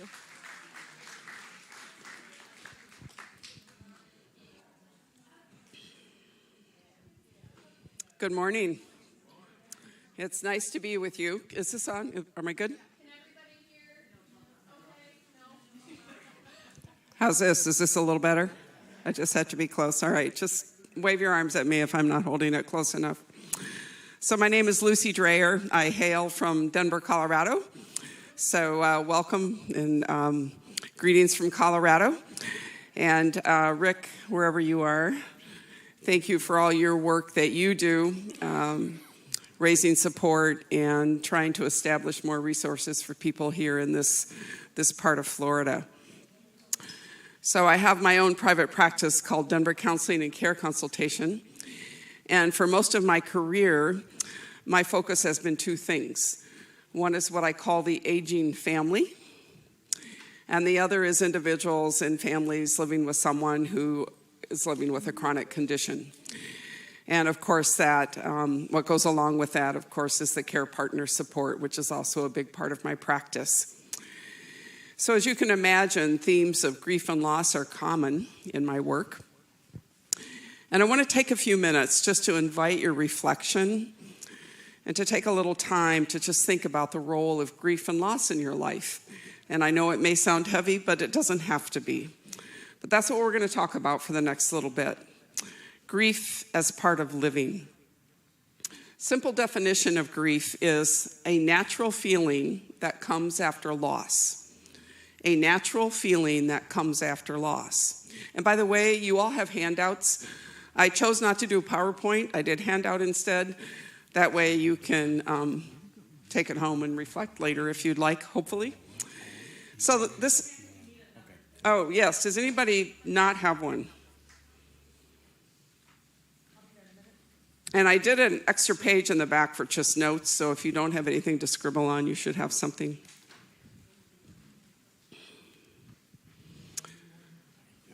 So natural feeling after loss. So grief is natural. We're made to grieve. Think about that. That's kind of a big statement, but we're made to grieve. And actually, grieving is part and parcel of many spiritual traditions. If you have a Christian background, you'll know that the Bible calls grievers blessed. If you spent days in Sunday school in your earlier years, you may have had trivia questions of what's the shortest verse in the Bible. Does anybody know? Jesus wept. There it is. The Buddhist philosophy says that grief can be a time of spiritual awakening if done with good intention and knowledge, and that grief can actually be a secret strength. In Jewish traditions, in the Old Testament, Israelites sat by the river of Babylon and wept. And even to this day, various Jewish groups have mourning customs that they follow with very specific rituals. Grief is also a feeling. It's not an intellectual exercise that we complete in 3 easy steps, and it's not linear, meaning you don't go 1, 2, 3, 4, box, check, done. I wish it was, but it's not. And the feeling isn't always just sadness. Sometimes it's numbness, it's guilt, it's confusion, it's shame. Grief can be messy, it can be surprising, it can be disorienting, and it can be uncomfortable. And you know, our natural tendency is to avoid it. How ironic that the definition of grief we use is that it's natural, and that we have a natural tendency to avoid it, but here we are. But grief can also be cathartic as you work through the process. There's a lot of different kinds of loss. I'm sure you know about many of them. Obviously, death of people we cared about, death of pets. But it's also loss of things like health, vitality, relationships, jobs, homes. And it's loss of the intangible, a sense of security, certainty, identity, dreams. And you know, one of the biggest that has struck me recently in the clientele that I work with is the loss of normalcy. Y'all can relate to that, right? Normal goes out the window when you're given a diagnosis, when you're given a serious diagnosis. That sense of however you define normal in your life has changed, and that's a big loss. I think it's also important to say a little bit of something about our society and grief. You know, we're all products of our own culture. We're products of our own individual family culture, but we're also products of the broader culture. And authors James and Friedman write that in our culture, we're taught how to gain. We're taught how to acquire, but we're not taught very well how to lose, how to deal with loss. Some say that our American culture isn't one that really fully acknowledges grief, and that we focus way too much on positivity, positive thinking, and happiness. Contrast that with this quote. It's from a book called 5 Invitations, written by Frank Ostaseski. He is the founder of a hospice movement a number of years ago in San Francisco. And this is what he says about grief. Grief is like a stream running through our lives. And it's important to understand that loss doesn't go away. It lasts a lifetime. It's our relationship to a particular loss that changes. But grief is like a stream running through our lives. And then, of course, there was COVID. One of the first times that our world was really in communal grief. Our world as a whole was in communal grief. There was such a pileup of loss that it was really hard to identify and hard to articulate all of them. In July of 2020, so that's about 6 months or so maybe after COVID began, there was this quote in Psychology Today. The pandemic has forced into the open the awareness that there are a multitude of losses that garner no gravestone, yet beg for acknowledgement and attention.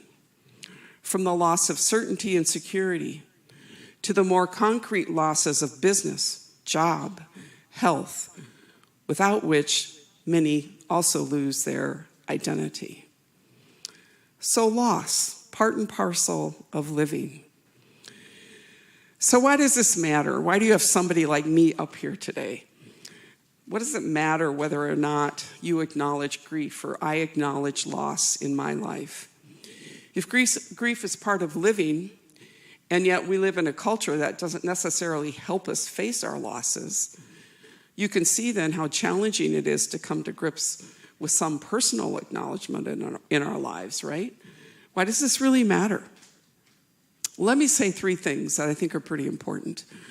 One is that loss is constant. You may have heard that old saying, to live is to lose. Another version of it is, as soon as you're born, you begin to lose. So there is always going to be something to grieve. It's kind of that get used to it, right? If you're not in the middle of it now, you will be at some point, or you have been in the past. To live is to lose. Grief is a universal experience. None of us is exempt. And by definition, grief is not comfortable. And also by definition, loss immediately puts us into what I call a tunnel of transition.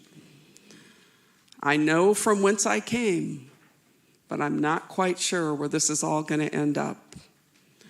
I know what life was like before his or her death, but I'm not quite sure about it now. I know what life was like when I could hop in the car and drive, but now that I can't, now what? There's always going to be something to grieve, and none of us is exempt. Loss is part and parcel of living with chronic health conditions, isn't it? I'm preaching to the choir.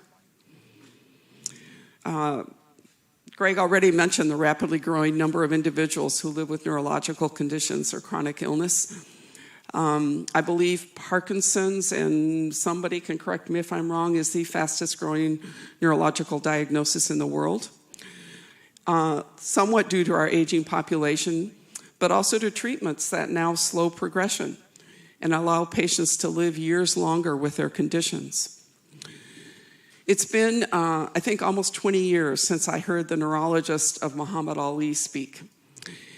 And I've never forgotten that, because he came on the stage and he said, you know, early in my career, when I got a new Parkinson's patient, I would look at them and I would say to myself, yeah, you probably have about 8 years. He said, and this was already 20 years ago, now I get a new patient and I can look at them and honestly say, you're probably going to live many years. It will be with an illness, but you're probably going to live many years. Fast forward now that in many situations, neurologists will say you're going to come close to living a good part of your lifespan. It's just that you are going to live with an illness. And you know, the numbers of people living with chronic illness, neuro illnesses, doesn't even include those also living with diabetes, cardiac conditions, and certain cancers. People are living longer, but with limitations. And let me say this, I think it highlights the importance not only of having expert medical management, but also management of your own emotional journey. And I want to say that again. The fact that so many people are living so much longer with chronic progressive conditions highlights the importance not only of you having expert medical management, but also being on top of management of your own emotional journey. And a key part of that emotional journey is grieving the losses as they come. You'll see in your handout The Cycles of Grief by Mary Kathleen Rose. I like that because it's simple and straightforward, but if you think of grief as occurring in cycles, there's the loss or the trigger. For many people with illness, it's the day that a doctor says, I'm sorry to tell you, but I think what you have is. Most people react with some degree of shock or what we call protest in our systems. It leads to a period of disorganization in our psyches, a period of just unsettledness. I call it dis-ease, that just, boy, it's going to take some time for me to wrap my arms around this. And then over time, and I'm sure many of you can tell stories if you came up here of your own personal journey with this, caregivers included, and then over time to a period of what we call reorganization and integration.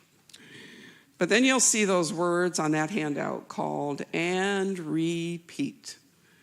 And that's the cycle, because you go through these periods where things are calm, things are settled, your meds are working well, you think, I've got this, and then something happens, and that jolt comes, that trigger, that loss, you get shocked a little bit, you go through that period of disorganization, and you reintegrate. And that's the cycle of grief that goes along with living with chronic conditions.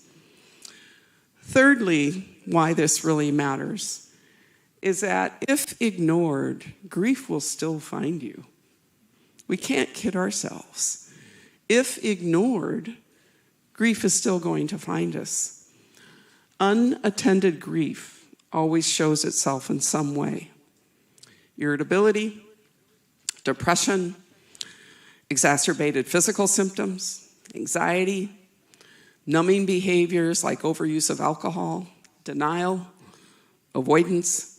It festers, and it can affect other areas of life.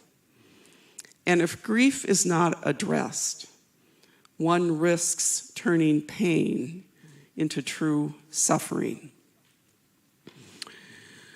So, what should we hope to accomplish? What should you and I hope to accomplish if we're going to face our losses? Well, let me just say a couple things about what some of those professionals who live in the world of grief say. George Bonanno says, recalibrating our relationship to what we've lost. That's the purpose of grieving, a recalibration of the relationship to that of which we've lost. He says our brain has to get used to the without. Who am I now without my loved one? Who am I now without the ability to drive? Who am I now without the ability to hop on my bike and do 20 miles just like that? David Kessler, who is a mentee of Elizabeth Kubler-Ross, she's no longer living, but she was the expert in death and dying, says that the purpose of grieving is to remember the loss, with more love than pain. To remember the loss with more love than pain, and to learn what's necessary to make life feel whole again. And then James and Friedman say that the purpose of grieving is to deal with what might be unfinished in the relationship we had with what was lost. But regardless of all of this, facing loss is hard, and there's a tendency to want to avoid it. I want to say just a little bit about types of grief, if I can. We'll try to move through this part a little bit quickly, but most of the literature talks about various types of grief, and frankly, a number of them actually can apply to those living with chronic illness. So the first is ambiguous grief. Those are usually non-death losses. And so in broader life, for instance, someone who's been adopted and never doesn't know anything about their biological family can go through a period of ambiguous loss or ambiguous grief. Same with those, who, for instance, who've spent extended period of time in foster care.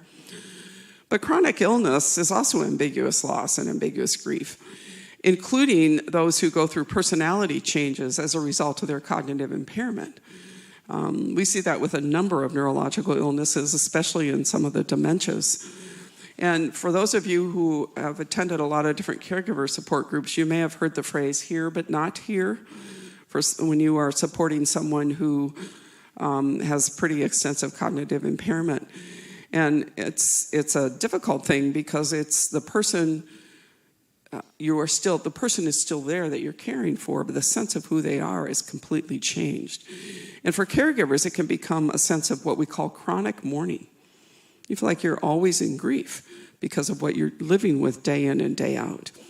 And the psychological tasks, frankly, for those of you in that kind of position are a little bit different in that you can't expect closure during those periods of time. But it's more the task is to learn how to tolerate ambiguity. And to reframe, that's a cognitive behavioral term.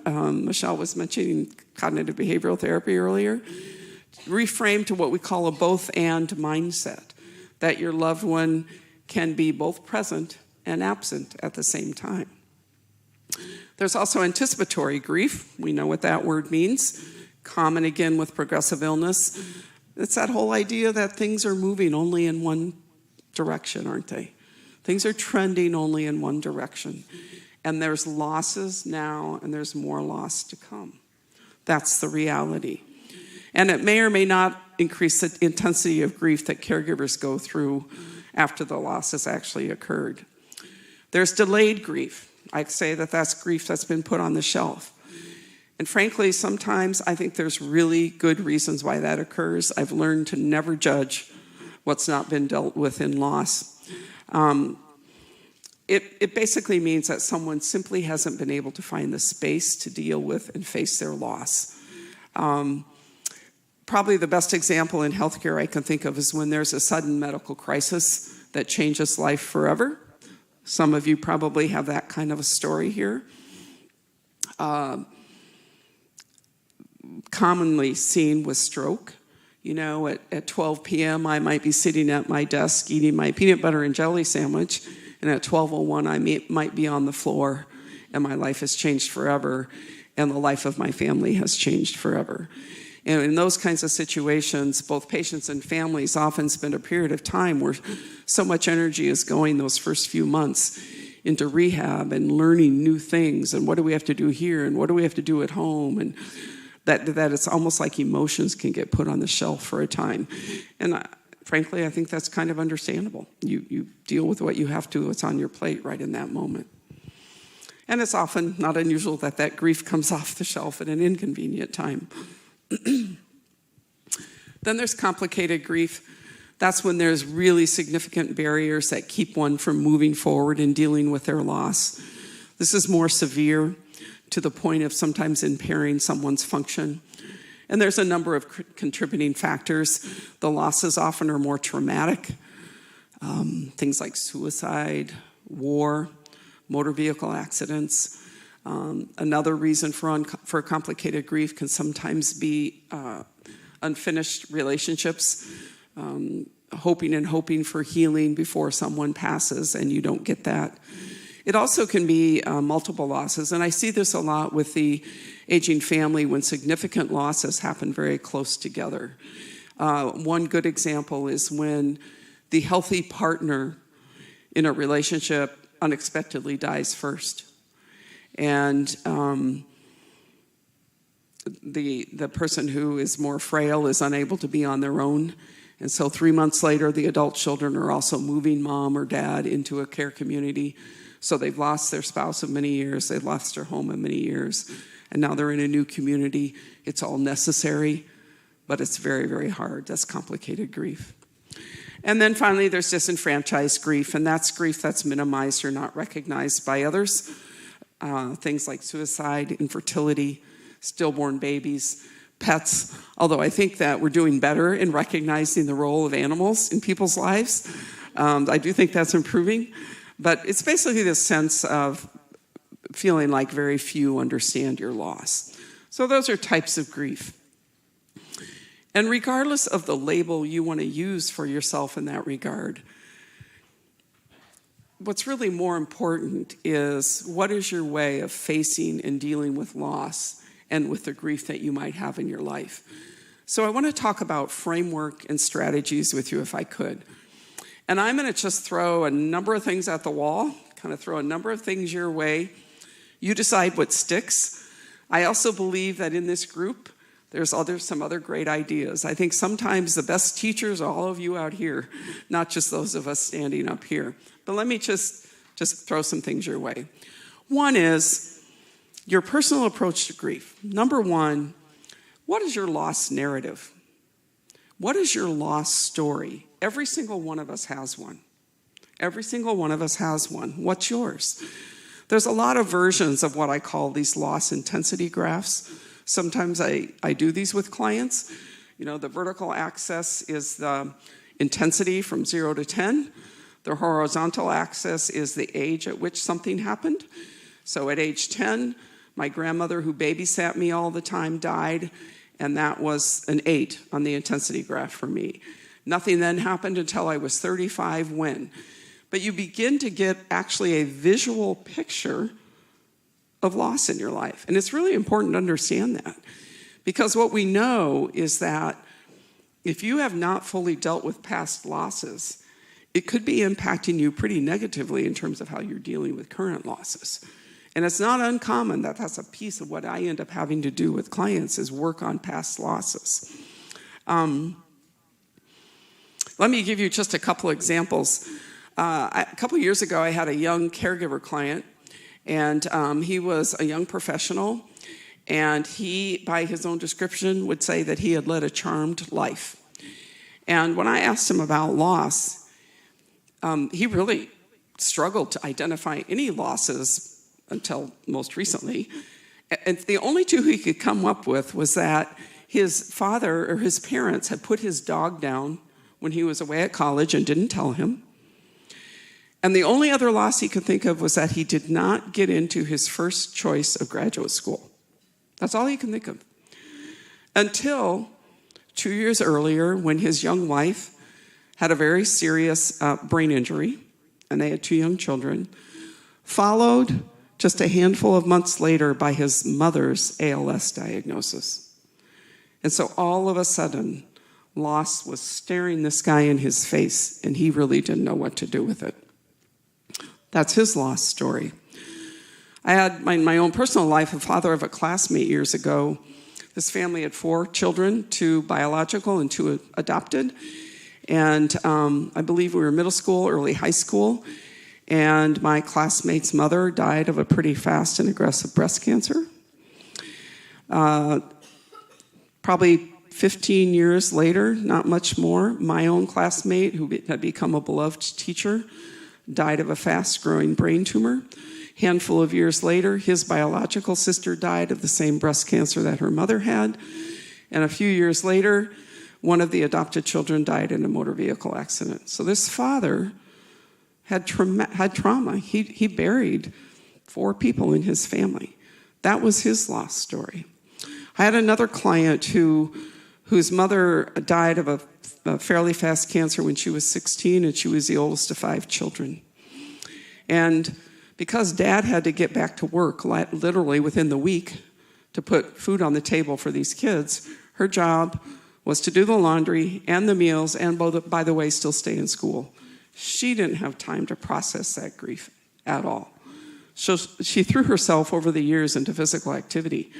And she's became one of these kind of extreme athletes and was very good at it, including like the memorial stair climbs on 9/11 that firefighters and other responders do in high rises in their cities, including that kind of thing. And then she got her own atypical neurological diagnosis, a little more rare, and she had no idea how to cope because, frankly, it took away her one way of coping, which was physical exercise. That was her lost story. But you know, these stories aren't just my clients' stories. They're your stories too. They're all of our stories, right? It's the same song, it's just a different verse. So what is your lost story? The other is knowing when is it time to grieve. What are the signs you know within yourself that maybe you need to be facing some feelings about the losses you've got? What are the signs within yourself? Do you know that? Are you isolating more? Are you drinking more? Are you avoiding people? Are you more depressed? Do you have more of a sense of overwhelm? Are you becoming more detached? Do you know what the specific signs are within you that perhaps it's time to sit and face your loss? And then, do you know what your own personal style of grieving is? This is very individual. How you grieve is how you grieve. How I grieve is how I grieve. Do you need to be solitary? I've had a number of care partners who would say the best thing they can do is they go on silent retreats. I've had others who say, no, put me with my 5 best friends for lunch. That's what's going to help me. Let me talk it out. Do you need to be in nature? I have a caregiver right now. He and his wife had a long history of many, many backpacking trips. He had to put her at a younger age into a dementia facility. He continues to take those backpacking trips, but they're solo because he loves being in nature, and they're also very cathartic for him. Are you an instrumental griever, a more practical griever? Maybe you don't cry a lot. But instrumental grievers will say to me, well, if I cried every day, it's not going to bring them back. It's not going to change anything. And so they find other practical ways to help themselves. There's not a right or wrong, but do you know what your own style of grieving is? And then it's important to process in a healthy way. Here's a really simple tool. So if you are listening to me saying, okay, Lucy, I get it. Okay, yeah, okay, I get it. Let me try this emotional thing, and I guess I do need to pay attention to this, but now what do? Here's a very simple tool with 4 questions. You might want to put this in a journal. You might want to enter it in your phone. Some people use notes in their phone a lot now for recording things, or the computer. 4 questions. What have I lost? What is the loss that's staring me in the face right now? How do I feel about that loss? And if you're not sure about feeling words, you know that wheel that Michelle put up? There are hundreds and hundreds and hundreds. You couldn't see it, but it's all kinds of feeling words. But you can basically say, though, that almost every single one of these words is going to go under one of four basic feelings: mad, sad, glad, and scared. So just choose one of those if you can't think of any other words to use. How do I feel about my loss? Then, who am I now without my ability to bake, without my ability to paint, without my ability to jog or drive? Who am I now without? And then the most important question, now what? Greg alluded to this earlier when he mentioned that puzzle. Now what? I have a client who is a high-powered attorney from out east. He's had 2 major brain events, and then a few years after those, a late-life divorce. You think that's not pretty tough? He's alone. But he's also strong enough that in sessions, he'll be talking, and then he'll say, but you know what? I say to myself, now what, Richard? Now what, Richard? That's an important question for all of us. Now what? Because if you get stuck and stop there, you're not going to move forward. I also want to say a little bit about triggers, and this is important. So there was a lady, Dr. Therese Randall, and I think it was in the 90s maybe. She developed this acronym called STUGS, Sudden Temporary Upsurges in Grief.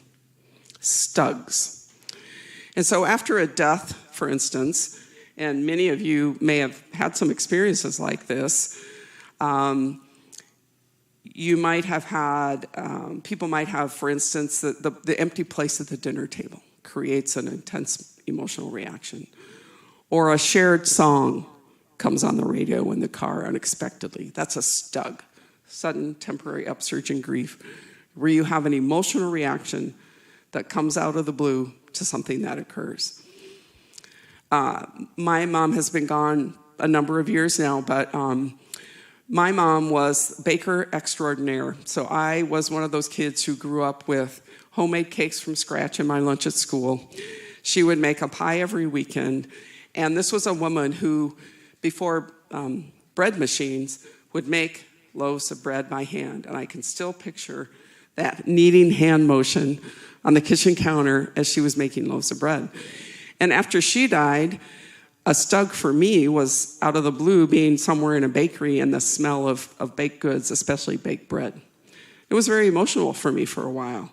Now, as I've worked through it, I find it very, very comforting. But that was a STUG for me.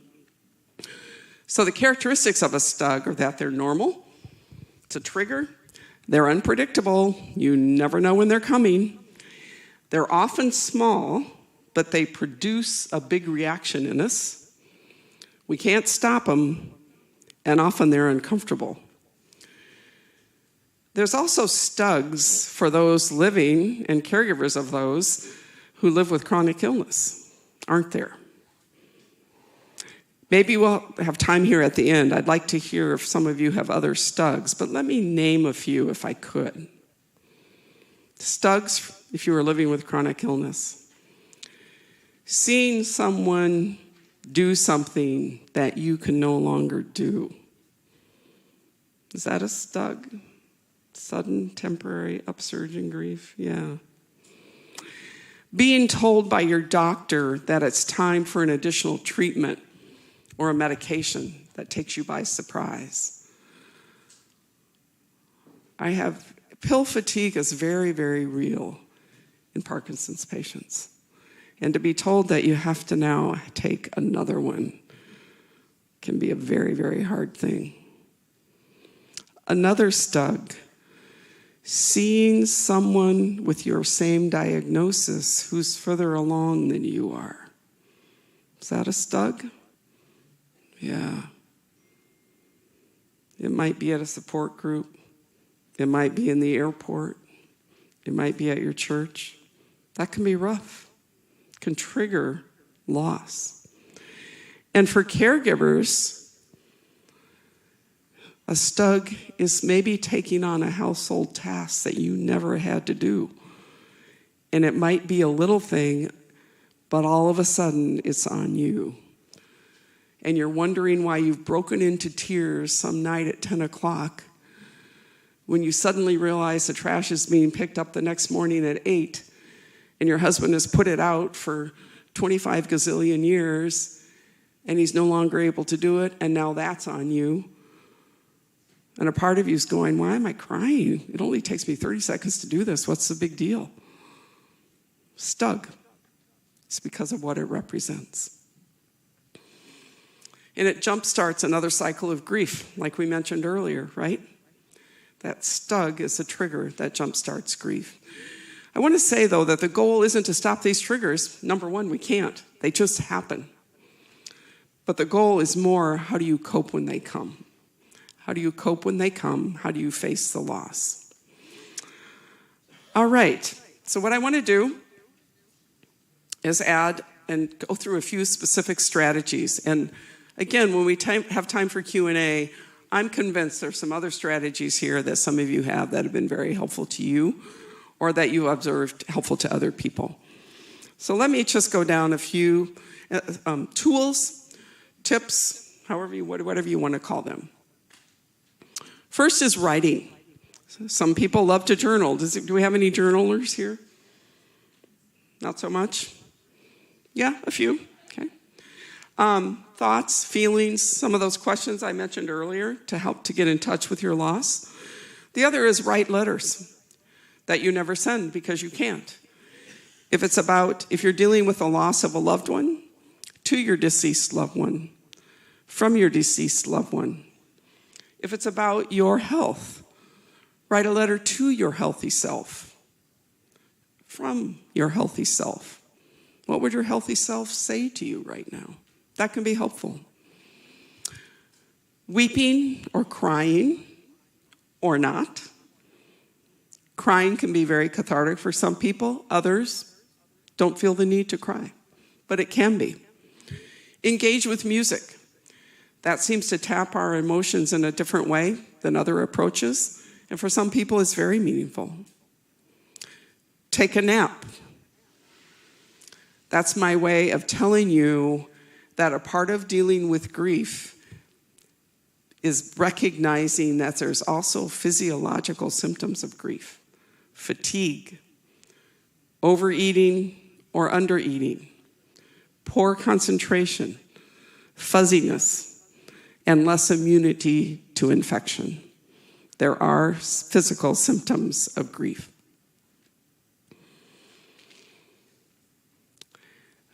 Another is to read or recite soothing spiritual reflections or mantras. Somebody, I think, earlier mentioned prayer as a way to cope. Spiritual quotes. A number of years ago, I taught for a period of time a 6-class series on living with chronic illness. And there was a younger woman with MS in that class. And she shared a mantra that her therapist taught her that I still like personally for myself. And this is what it is. I don't like it. It is. I'm doing the best I can. I don't like it. It is. I'm doing the best I can. Establish rituals that honor routines, events, or anniversaries. In the past, I wrote a prayer about the meaning of home for a client. This was a woman who had no one left in the world except a distant niece out of state. She was leaving her condo of decades to move to a nursing home. And it was a big, big change for her. And that's how we honored that event. I talked with a Parkinson's client last week who said to me, I'm probably not going to do a 14er again. So those of you who don't have any Colorado connections, does anybody know what a 14er is? Oh, there's hands in the back. Okay, who? What?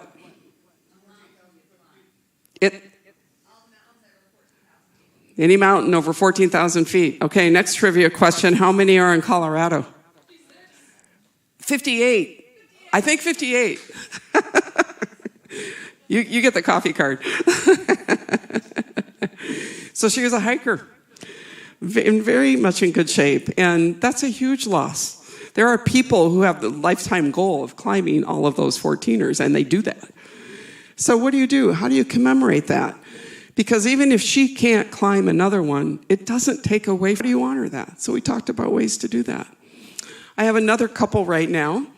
He created a very, very successful business in Denver.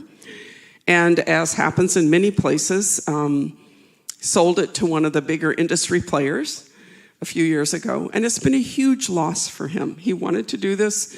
It needed to be done. None of his children were going to take it over. But he prided himself on customer service, and he had a good business.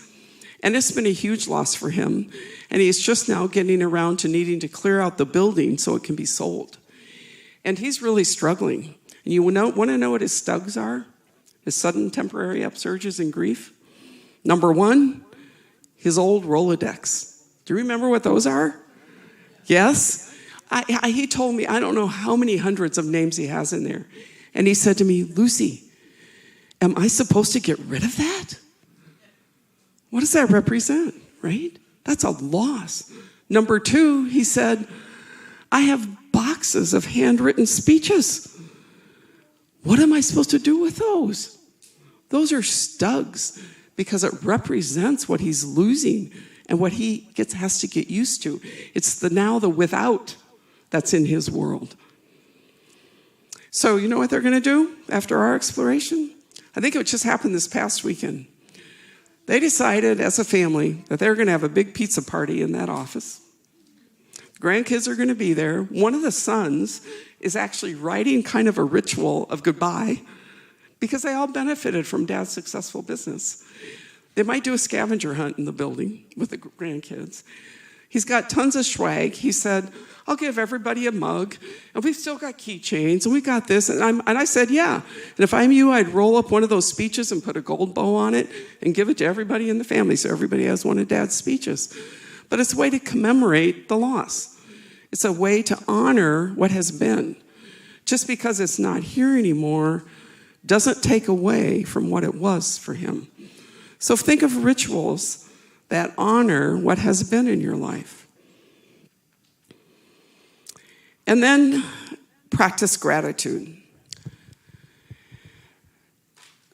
Gratitude practices are actually getting a fair amount of attention now in research because researchers are learning that there's evidence that it's one of the strategies for dealing with depression and anxiety and mood management. So here's a very simple gratitude practice for you. It's one question. It's recommended you do this several times a week, but you can do it as often as you want. What's been the best part of your day so far? What's been the best part of your day so far? Would it be right? Oh, right here. Yes, yes, on your lap. Yep. What else? He said school. Good job. You like school? Good job. What else? What's been the best part of your day so far? Yes. Making connections with new people right here. Fabulous. What else? Playing with everybody. Yes. I had a decent cup of coffee this morning. That was pretty nice. That was good. Yeah. What else? Anything else? I learned this from a psychologist in a breakout session at a conference a number of years ago. And after she asked that question, she said, even awful days have their best parts. So even on a bad day, you can ask yourself this question. Even if your answer is the best part of this day is that it's finally ended. Right? But gratitude practice, please don't underestimate how important that is as a coping strategy. And finally, if you're stuck, please be open to getting help. You know, we're all only human, and sometimes losses are big. And sometimes we just feel like there's a pile on, and we don't quite know how to start digging ourselves out from underneath. Please get help. I tell people all the time, it doesn't mean you're going to need help forever and ever, but how do you get unstuck? How do you get moving again, especially when you feel like you have so much going on? So wrap up, and then a couple things. One is George Bonanno says that grief comes not so much in predictable stages as it does emotional experiences that are more like oscillations or waves, the oscillation of a fan or that of a wave. And that those who get through first engage with their loss and then tap their resilience. They first engage with their loss and then tap their resilience. What do I need to do? What am I able to do? What will help me get through the day? So I'd like to take just a minute, if I could, as we wrap up, just quietly ask you to sit a minute and think about yourself. Think maybe about a current loss that's on your plate. And maybe if things have been pretty decent for a while, be grateful for that. There's that gratitude practice. But perhaps you know that there's a loss on the horizon. You see it, you feel it, you kind of know it. Maybe that's what's coming. Just think about that. What is it? What's your loss? Is it something concrete? Has the doctor said, I think maybe I'm going to be ordering a driving eval soon? Or is it something more intangible? Who am I? Giving up work was hard, and I still have not found where I fit. Who am I? Do I have value? I'm worried about how people see me. Do I look normal anymore? And then how do you feel about that? What feeling words come to your mind? Remember that your feelings are natural. Feelings are feelings. It's okay. And now ask, what can I do? What might help me? Now what?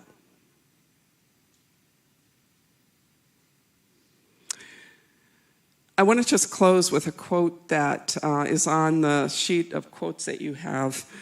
And maybe some of you have heard this, but we talk about loss being universal, which means even famous people, people we might like or not like, politicians, celebrities, have lost too. And Anderson Cooper has done a series of podcasts interviewing famous people about loss and how they've handled it. And one of them is Stephen Colbert.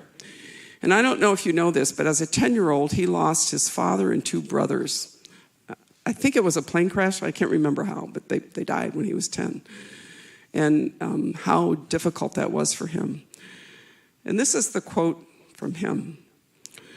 Learn to love the thing you most wish had never happened. Be grateful for what it taught you. Learn to love the thing you most wish had never happened. Be grateful for what it taught you. Maybe we can't all get there, but can we at least move towards there? Best to you on your journey.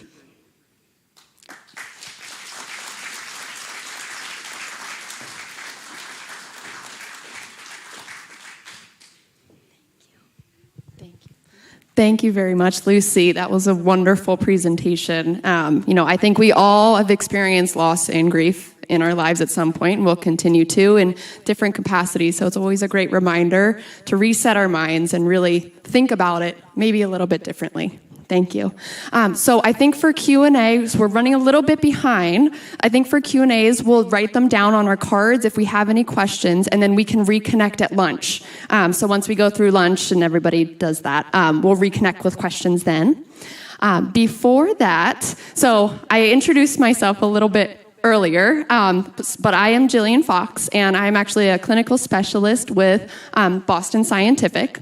So Greg actually has a deep brain stimulation implant with us. So, like I said earlier, I get to work with him not only here, but in the clinic as well. So it's great. I get just a handful of Greg all the time, and it's amazing.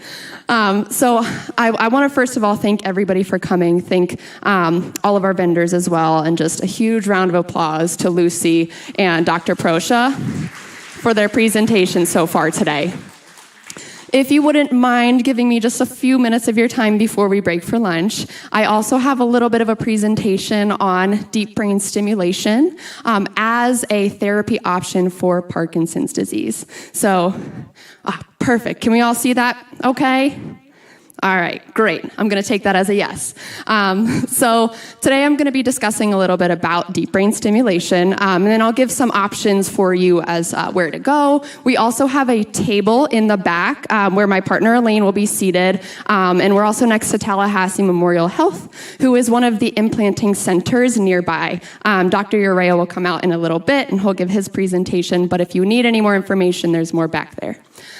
All right, so we're going to go over a little bit about what DBS is, what the DBS journey would look like, what deep brain stimulation with Boston Scientific specifically is like, and then where you can go to learn more.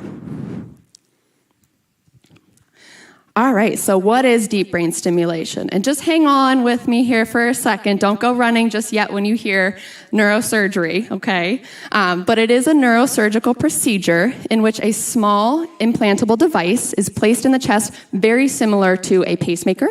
That is then connected all under the skin up to leads that are placed in your brain. So with Parkinson's disease, there are two locations that we try to stimulate, which is the STN and the GPI. And this is all something that your neurosurgeon would go through with you prior to surgery, and they'll decide where that location would be. But that battery is then connected to those leads that enter the brain, and we actually are able to power electrical stimulation to the said part of your brain to reduce motor symptoms. So we'll get into that a little bit. But we have both a rechargeable, so if you don't want to come back in for surgeries, we have a rechargeable battery that is good for 30 days without having to recharge. And we also have a non-rechargeable, so if you just want to set it and forget it, that's an option for you as well. Next slide, please. All right, so what does DBS help with? First and foremost, tremor. DBS is phenomenal for tremor reduction in Parkinson's patients. We can increase mobility, so things like stiffness or slowness. Deep brain stimulation also helps with that. And there is a possibility that you could see a reduction in medication. We don't like to say this as a promise, but very frequently we see that reduction in medication. And then, of course, this is an elective surgery, so what we're here for is to improve your quality of life. We want you to be able to go out and paddleboard with your spouse. We want to be able to see your grandkids at Christmas and play in the backyard with them. And that's really what we're here for, is to increase your quality of life. As always, any surgery, and I have to mention this, there are risks and adverse events, but this is something that your surgeon will go over with you prior to getting the implant. Next slide. All right, so a little bit about the DBS journey. So there are plenty of different centers that actually implant and see you after your implant. First thing we like to say, explore your options, see what medications are out there, what type of physical therapy, occupational therapy, things like that. And we have some great vendors around the room for that. And then once you kind of determine, maybe I'm a great DBS candidate or I want to go through with this procedure, then you'd come into clinic and you'd have what's called a DBS surgery evaluation. And what that is you'll have the surgeon and then usually a movement disorder neurologist kind of look you over and see if you would be a good candidate. So we want to make sure that everybody that we implant would benefit from DBS. We don't want to put you through a surgery if it's not going to help you. So they'll evaluate you and determine your candidacy. If you are a good candidate for DBS, then we move into the actual surgery. So first things first, we would have the lead implants. So we put those leads in the brain first. We get those all squared away and set in place, and then you'd come back for the stimulator or the battery implant, which is just it's about a 45-minute procedure where they implant the battery under your skin and connect up those leads. And then afterwards, you'd come back in for it's called programming and optimization. So you'd come into clinic with a movement disorder neurologist or a neurologist, and they will actually program your DBS therapy specific to your anatomy with Boston Scientific. Next slide. All right, so now does anybody have any questions about the procedure in general? No? Okay, perfect. So now I'm going to go into a little bit about deep brain stimulation with Boston Scientific specifically. All right, so we have a video here, and I think the video, no, it's not going to play. That's okay, I'll describe it. I'm so sorry, it might be very elementary. So Boston Scientific actually partnered with a company called BrainLab, and BrainLab is a software system that your neurosurgeon actually uses to pre-plan the trajectory of your leads. So we thought as a company, if this is good enough for a neurosurgeon to use, why are we not using it in clinic? So what Boston Scientific did is we actually have a unique partnership with BrainLab where we are able to take your pre-op MRI scans and your post-op CT scans, we overlay them and get your lead in your anatomy. So what we can now do is see exactly where your lead is in your anatomy. And that's kind of what this picture over here is.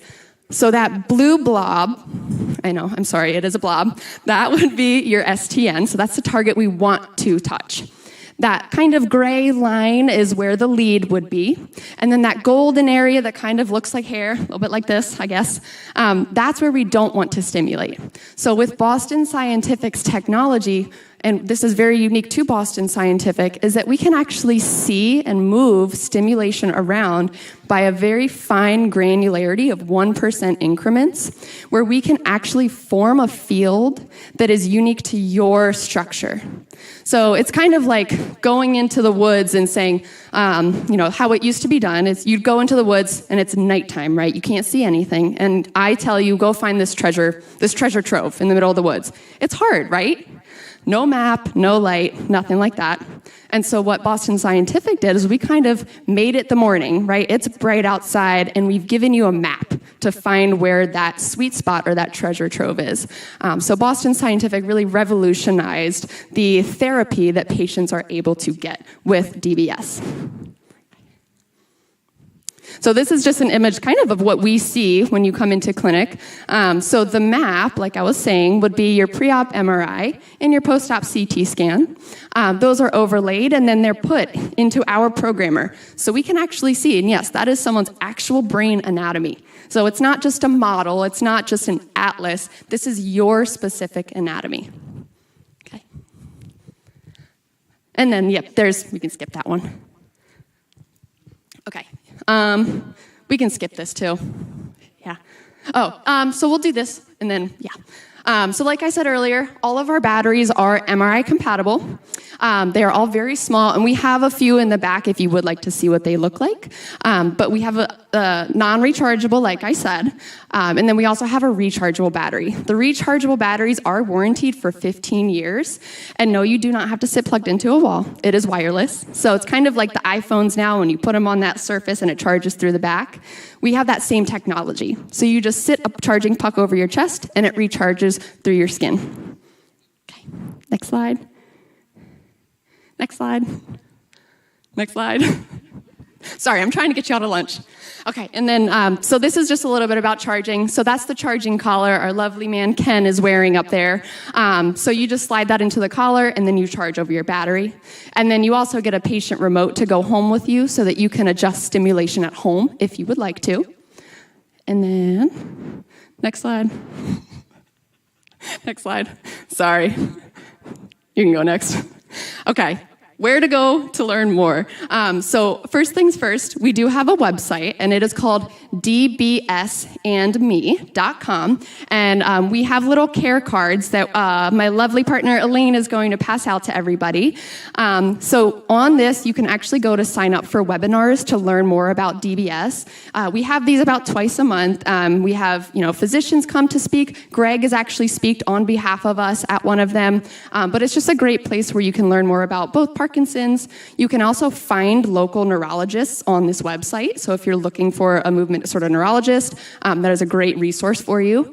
And just a good place to learn about DBS. And you can also take a quiz to see if you would be a good candidate. Okay, next. And then we also have, so Greg is actually an ambassador for us, for Boston Scientific.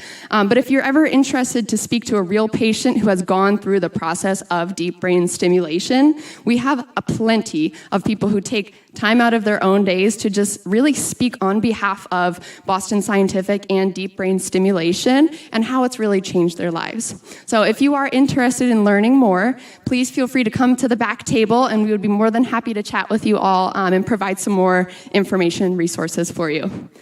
But that being said, I know we're all hungry, so we do have subs and food and snacks and water in that same room that you came through, right? We're good?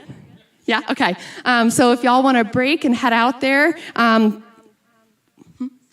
sorry, what? Oh, yeah, thank you, everybody. So we can break for lunch now.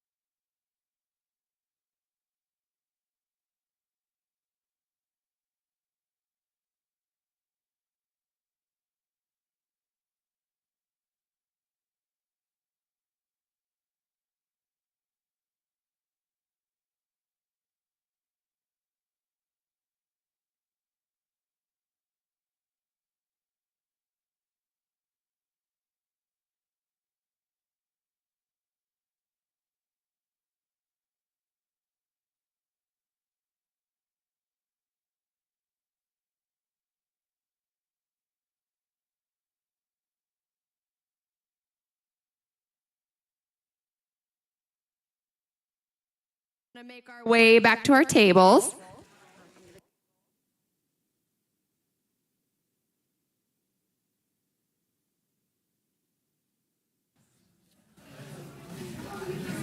Well, as everybody makes their way back in, I'll talk with the people who are here. Hopefully you've enjoyed our first two speakers.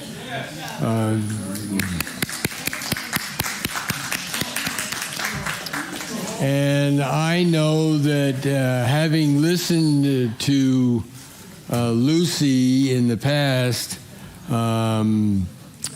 grieving is not my forte. I'm an attack person, so if something goes wrong, well, it's just a new way we got to attack as opposed to hanging in there. So I need to practice what I hear a little more frequently in doing that. A couple of things that came up on that. Lucy made a comment about the CDC, the Center for Disease Control. They came out with an article several months ago where they declared that neurological disorders of all kinds, Alzheimer's, Parkinson's, Parkinson's, and so forth, Hutchinson's, you name it, that's the number one threat, medical threat to the world. The number one threat.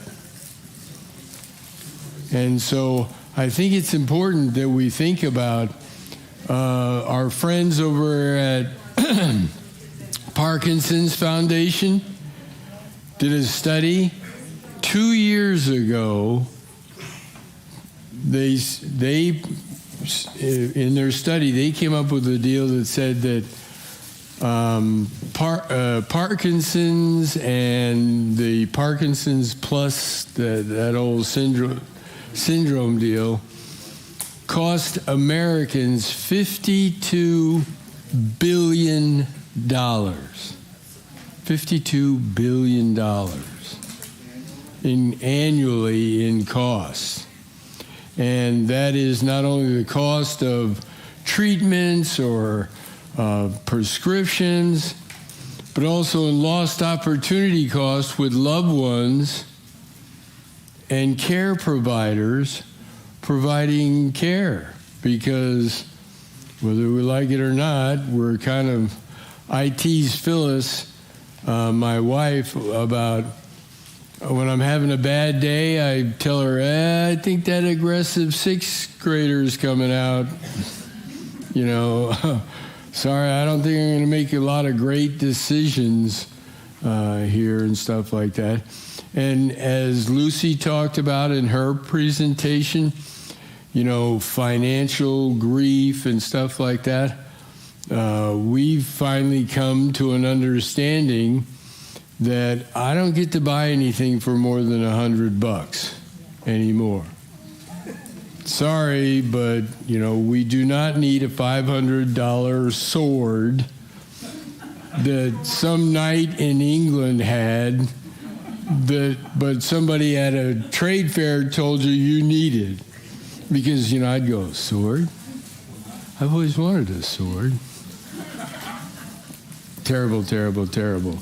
So anyways, so those are some more facts about Parkinson's, and we'll continue to do some of the. So at this time, I'm going to call Liz Hunt. Liz, where are you at? All right, here comes Liz. Liz, I got to tell you a quick story about Liz. When I first came here to Florida, I'm looking for somebody and a place to work out and that kind of stuff. I went to Liz's place, and a lot of times, you know, we Parkinson's people, we kind of like, well, we know we should go to the gym, but, you know, geez, I don't want to be jerking weights around and dropping stuff and doing stuff like that. And Liz, instead, for Steve and myself, said, hey, let's start this little boxing deal. And, you know, you go, okay, well, I tried to play the Parkinson's card. All you people with Parkinson's know what I mean, you know, and you go, oh, I don't know if I feel like doing that today. You know, oh, my shoulder hurts or something like that. This is like, great, then, you know, doing shoulder presses should loosen it right up. So, Liz is an outstanding person. I think you're thinking about doing a Zoom deal or some kind of a thing, if you could. So if you would, let's show everybody what to do and how to do it, and get off your fannies and stand up and get ready to move around. All right, I know we're probably feeling a little slushy after having that beautiful lunch, but yep, let's get up. Get up. Take your time. I'm going to have you walk around to the back of your seat so that you can hold on to those seats for security. We've become slowly over time more and more of a sedentary culture, right? So most of our jobs now require us to sit for long periods of time, which does nothing but lock our poor hips up, cause lower back pain. We have an underdeveloped core, and then you have to go over and see Encompass. So if you can take a couple breaks during the day and then get yourself up out of that chair, there's a couple hip rotations and stretches that we're going to do together that are easy for everyone to do, okay? So don't think that if you have Parkinson's that you can't do it. I mean, Dr. Jeff over here just finished the CrossFit Games. I mean, oh my gosh. All right, so we're holding on to the back of that chair for stability. So let's go ahead and do some hip opening exercises. So just rock all of the weight over onto your left-hand side, holding onto that chair for security. And then if you can, go ahead and pick up that right leg of yours and then crank it open to the side and then bring it down and touch if you need to take a little break. Okay, so we're gonna do that about 10 times. Okay, so lift it up, open it up, bring it down. Up, open it up, and bring it down. Good, let's do that. 6, open, good. 5 more times, open. If you hear some pop, crackling, all that, that's okay, that's good.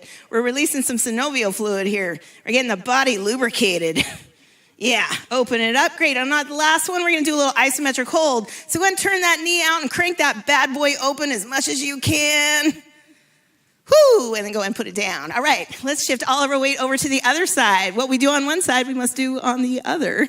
So go ahead and pick up that left leg now. Open it up, and then bring it back around. Good, open it up, and bring it back around. Open it up. Very good, stay with me, guys. Up, open. Nice, 5 more. Up and open. Really trying to encourage that knee to open, open, open till you feel that squeeze posteriorly in your glutes or in your butt. That's the technical term. Open up. Good, 1 more.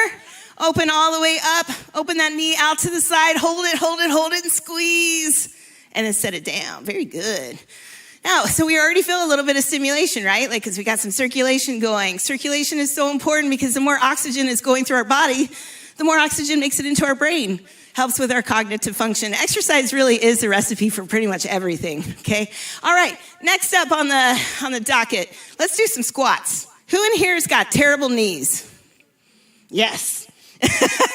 Most of your knees probably hurt because our quadriceps are a little underdeveloped. So one of the easiest ways that we can promote some good strength training for our quadriceps is by doing squats. But we're gonna do them in such a way that we're gonna take some of that impact off your knees. So with both hands securely holding onto the chair, can you push up onto your tippy toes? Now, stay on your tippy toes and then go ahead and drop it like it's hot, okay? Or set it down like it's warm, you know? All right, so while we're staying up on our tippy toes the entire time, let's go ahead and have a seat. And then come on, right back up, pushing your hips forward. Hey, look at this guy. All right, you're hired. All right, come on down. And then right back up. Notice by staying up on our tippy toes, we're avoiding putting that pressure directly onto the knee so that we're putting it right where it belongs, right on that quad. Drop it like it's hot. Very nice. And bring it up. Yeah, you didn't know that was going to be a party up in here, right? Come on down. Hey, if we don't make fitness fun, then like what are we even doing in life, right? Come on down. Very good. All right, and go ahead and take a break. Now, let's rock all of your weight back over to that left side And let's get into some lateral exercises. So stabilize your muscles are something that is always something very important to us so that we can navigate through curbs and steps and things like that and not worry about falling. So safely holding on to the chair, let's rock all the weight over to your left-hand side. Picking up that right leg, we're gonna extend that bad boy all the way out and then bring it right back in. Trying to keep your knees facing towards me if you can. Don't twist through the hip. Very good, extend it out. I see you guys in the back. Yeah, y'all are rocking it. Come on, keep going. Out and back in. Out and back in. Let's do that 5 more times. Good. 4. Nice. 77. Uh-oh, I forgot how to count. This is trainer's math over here. 2. All right, last one, guys. Hold it out. Hold it, hold it, hold it, and squeeze. And release it. Nicely done. Walk it out, and then let's put all of that pressure over onto the right side now. Shifting all of our weight, holding onto our chair for security, and then let's go ahead and extend that leg straight out and back in. Out and back in. Out, back in. 5, good. 4, nice. 3, 2, last one, out and hold it. Hold it and squeeze for 4, 97, 21, bingo. No, 2 and 1, great job. Walk it out, nicely done. All right, you can return to your chairs.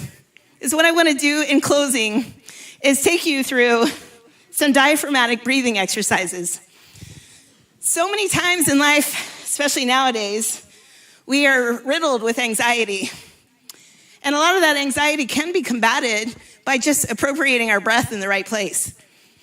So, if I could, get you guys to sit at the very edge of your chairs. We're gonna ground ourselves with both seat bones on this chair, feeling the weight connect in. Can y'all see me over here? I'm fun-sized. All right, so with all of the weight into our heels, let's go ahead and bring our shoulders back. And when I say diaphragmatic breathing, who in here used to play like a clarinet, a flute, trombone, something like that? Yeah, sweet. So you guys already intuitively know, like, you gotta pull all that oxygen out of your base of your diaphragm. So think about your belly button just poking out to be as big and unfortunate looking as possible, okay? So all of that breath needs to come from here and not from the chest, all right? So when we're only breathing out of the chest, we induce ourselves into a fight or flight state, which induces anxiety and depression.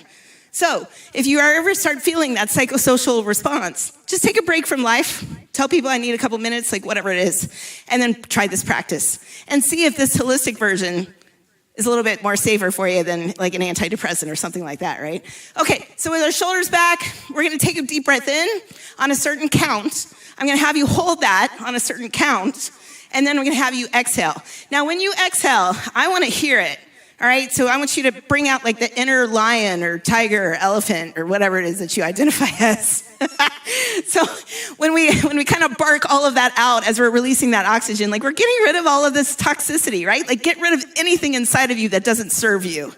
So on that exhale, if I don't hear a guttural, then we're just gonna stay here and do it for the rest of the afternoon, okay? All right, so you can close your eyes here if you'd like. We're in a totally safe environment, I can assure you that. But if you'd rather have your eyes open for this exercise, that works too.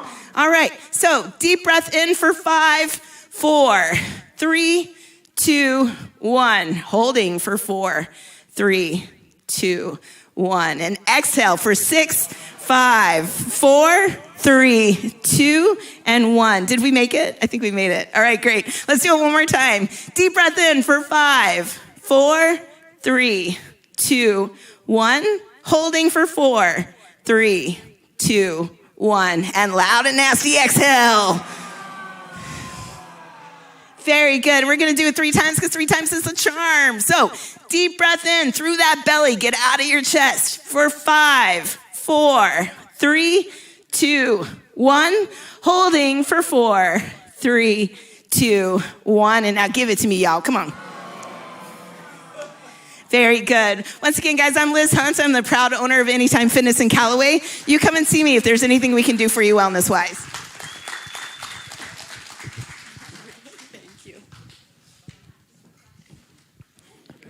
Thank you very much, Liz.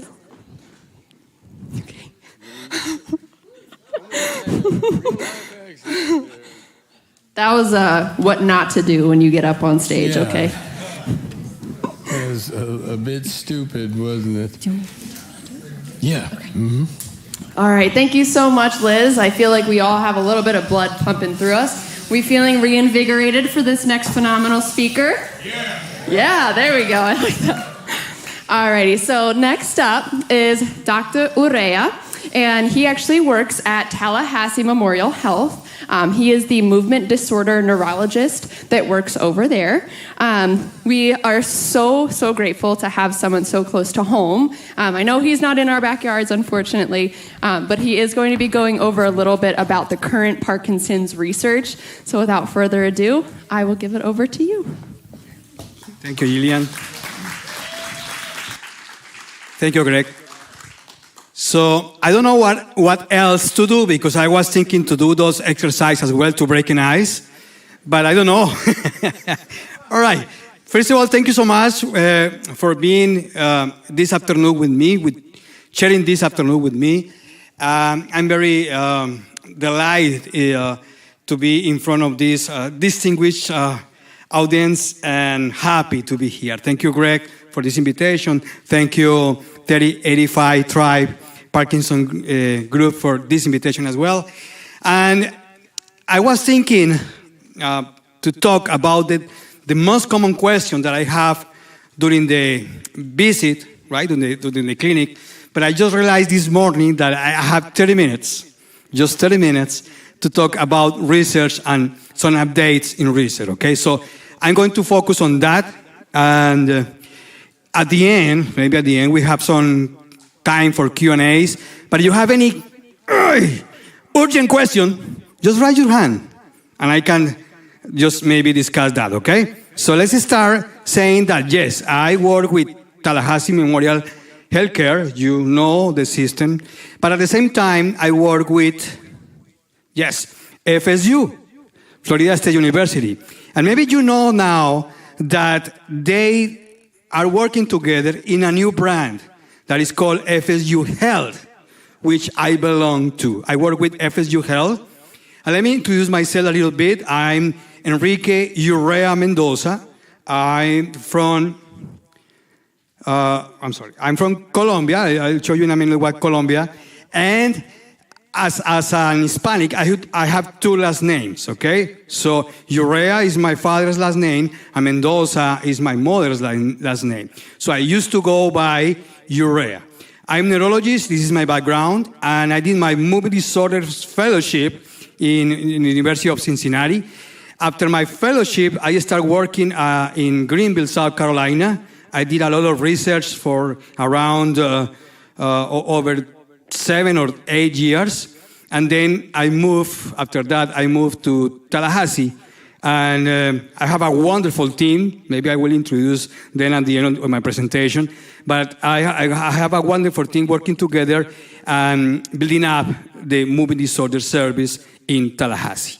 So, being said that, these are my disclosures. I got money from Abby. I'm telling you this because I'm going to present some new advances that just last week they launched and they put in the market a new medication. So, but I'm not selling medication. I'm not selling anything here, okay? So that's why I'm telling that. This is Colombia, not Colombia. I'm from Colombia, okay? So my first language is Spanish.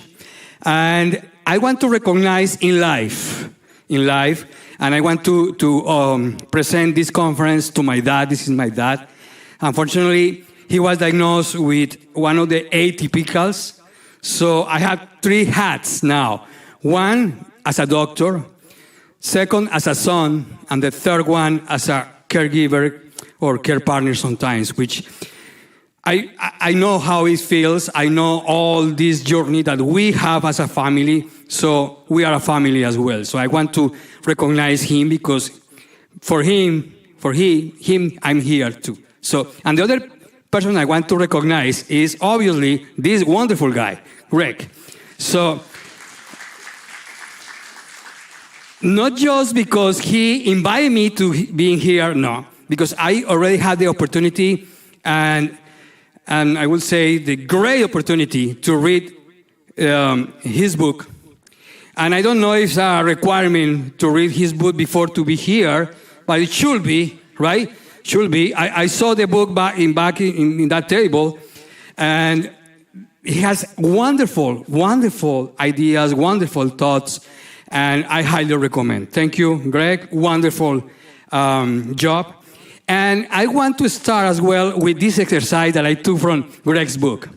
So we have this arrangement, right? These lines, 9 lines, and you need to move all of them to reorganize the lines just to put 10.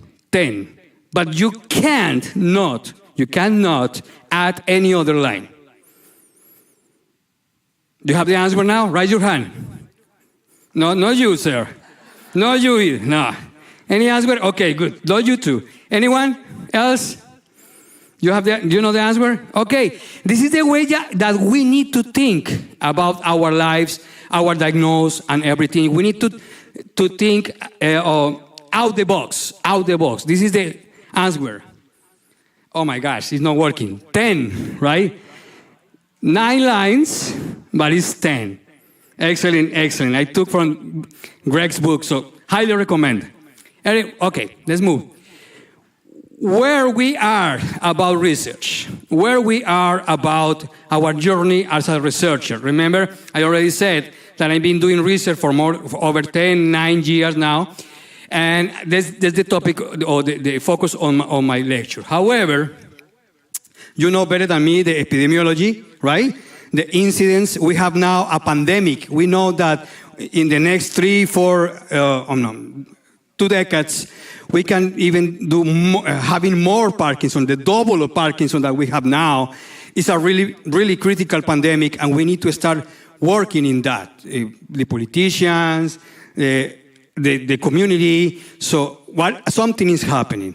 And the thing is as well that it happens to kind people, very kind. The Pope, Michael J. Fox, you guys, right? So don't be kind. Don't be kind. Like him, he's not working my animation, but Hitler, this is not a nice or kind of person, but looks like Hitler had something that they call initially Parkinson, but the new reports, new publication, they say that it's not Parkinson, it's Parkinsonism for all the tempers that he had. Even the position holding the left hand he's trying to hide the tremor, right? So, but he's not a good guy. Exceptions.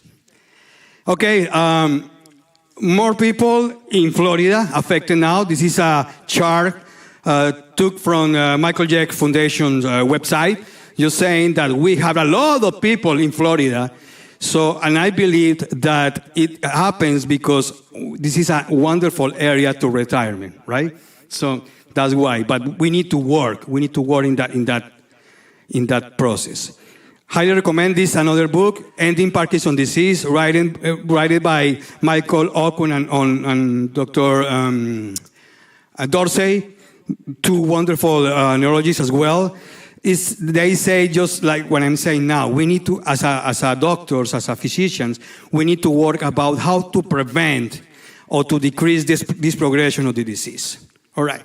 So definition, don't forget this. Parkinson's disease is not just one disease.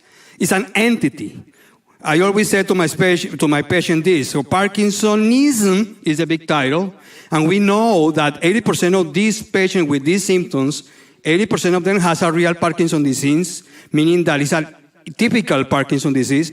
And 20% we call it atypical because it's not in the category of those typicals. But 20% we call it atypicals or Parkinson's disease plus. But we know now that your Parkinson is not the same that the Parkinson or the other fellows. We have a lot of different kind of Parkinsons out there. Different kind of Parkinson with different manifestations. I'm sorry, let me go back. Different clinical presentation, different prognosis, and maybe the different pathophysiological mechanism as well. So that's why at this point, we don't have the cure, unfortunately. We are working very hard in order to find the cure, but because we have different etiologies, we don't know how to cure. If we don't know the real etiology, how we can cure something that we don't know why it's happening. You see? Back in my medical school, when I finished my medical school, it was described just one gene. I'm not too old, but just one gene. Now we have more than 21. Okay, so this is changing all the time. So remember, you know this. I won't say too much about this, but we have motor symptoms and non-motor symptoms, and the research now are moving to in order to relieve all of them. Okay, myths and facts. Myths, it only affects the elderly. No, we have youth presentation or juvenile presentation. Just cause tremors. No, we have Parkinson's without tremors, which is very important to know for other physicians. Parkinson is fatal, or it's something that we will be dead for that reason. No, it's not. It's not. We need to live with Parkinson, okay? Medication can cure Parkinson, is not. And no tremors means no Parkinson. I already said that. So, very important in your clinical visits. So, I know that you want to know more about the disease. I know that you want to know more about the new treatments, new advances, how we can get cured from this disease. And I have patients coming with a big folio with questions and things that they found in Dr. Google. I love Dr. Google. I love it.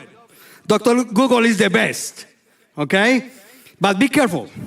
There are a lot of things in Dr. Google that is not real. I'm not selling anything. I'm not doing how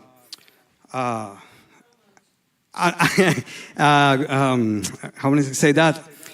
Promoting, I think. I'm not promoting anyone here in the next slides, so I want to say that in advance. Please don't look it up for those names or something like that, but it's something that you can get in Facebook and other social media, like this. Okay, so I know you can read that, but be careful. So if somebody is offering you improving your quality of life without medications, or maybe you change your quality, you're doing more exercise, having a better diet, that's okay. You can improve something. But at the end, we know that the problem in Parkinson is that your brain is not making enough dopamine, right? And we need to start giving dopamine to the brain in order to relieve symptoms. But if somebody says, okay, the consultation is free, I don't know if you can see the laser point. So consultation is free, we have no medication, etc. But we had budget for everyone. This is something that is very suspicious, right? We had budget. They want your money. Okay, compensation. Yes, because there are some toxins related with Parkinson. Agent Orange, that's very clear. We know that, right? But others, well, we have a lot of lawyers looking for money. Give me your money, give me your money, right? So they want that, So compensation, new medication for Parkinson. Did you know that what 3 drugs can cure Parkinson? That's very biased. That's not true. Be careful. They want your money, right? And I found, okay, the other thing is research. I know that you want to be part of research, and I highly recommend that you get involved in research because that's the way that we learn and we can improve the field of Parkinson. But the research, we don't have anyone now just to prove that this treatment cure. And the research has to be according with your typical Parkinson. You see, I already said that we have many kinds of Parkinson out there. So if the researcher promises you that this is for the gene X that we are doing this clinical trial. Okay, that's for me. It's not in general. You see my point? I cannot promise to you that my research is going to work the same way to everyone. Because again, we have different kind of Parkinson's. Different. Be aware of that. It's not for everyone. And finally, I found this yesterday, actually. Yesterday.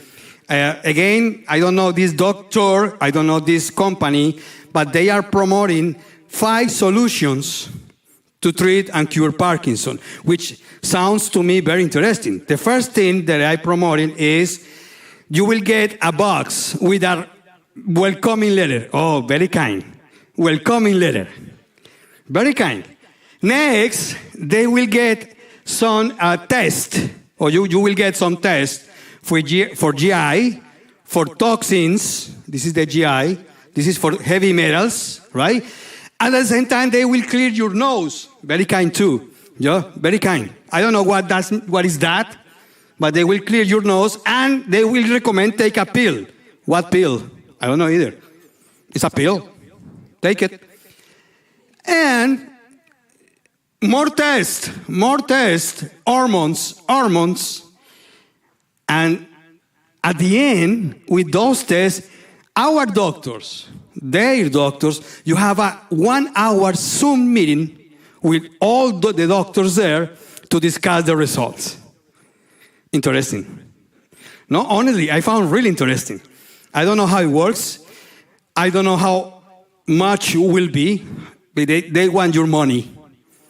Okay? Don't be fooled about that. Don't be fooled. Okay, and this thing as well. One friend just sent me this information yesterday to get my opinion. I looked at a little more about that. But they have these nice, I will say, helmets, right? With, I don't know what is this. Why can't, oh my gosh, I'm sorry. Let me go back. Let me go back. This nice, oh, one more time. I don't know what is happening with my pointer. I'm nervous. Okay, this helmet, it has some photobiomodulation research. I don't know what it does mean. With energy, NIR energy. Maybe, I don't know, I need to study a little more about that kind of energy. But interesting is that they use this nasal energy, I don't know, plus this vagus stimulation. But the combo is $3,000. Cheap, right? But if you don't have that money, don't worry. We can sell you the helmet, just the helmet. We can sell you just the nose thing and the vagus stimulation. It comes separately. Nice. Okay. My point is, we are still doing some magnetical stimulation for research, right? We do TMS, transmagnetical stimulation. Maybe those are magnetic stimulation. I don't know what means the NIR, right? Here, energy. But it's still in research. I know, and I want to do TMS for freezing of gait, which, according with some reports, it works. But it has to be done under research protocols, okay? Maybe we need to know more about that. Now, vagal stimulation is something that I'm going to present, but it's still in research. Don't forget that. But this costs $3,000, okay? I want your money too. But at the same time, there are some things real. Okay, this is real. The Boston Scientific does a lot of training in DBS. You have still time because it's October 22nd. It's coming. So it's today, right? So this afternoon, right? So, okay, you can sign up. And, okay. So, being said that, remember that we have many clinical symptoms that we call non-motor symptoms and motor symptoms. And when the diseases start and we diagnose somebody with Parkinson, with Parkinson here, there are many symptoms that we have even years before the onset of the symptoms, okay? Don't forget that. That's why we need to talk about those symptoms with the doctor as well, just not focus on the motor aspect. But my point as well is, depending on the early stage, mild stage, or late stage, we have different treatments and different medication according with each state. Okay? I know that maybe the amount of pill that you are taking is too much, is another burden that you have, right? But sometimes we need to take that medication to relieve symptoms of Parkinson, depending on the stage. And by the way, that's another question. In what stage am I of this disease? We have one way to say that is Hoehn and Yahr scale. Maybe you are very familiar with that, Hoehn and Yahr. But Hoehn and Yahr 1, 2, 3, 4, and 5. 4 and 5 are 4 wheelchair-bound and 5 bed-bound.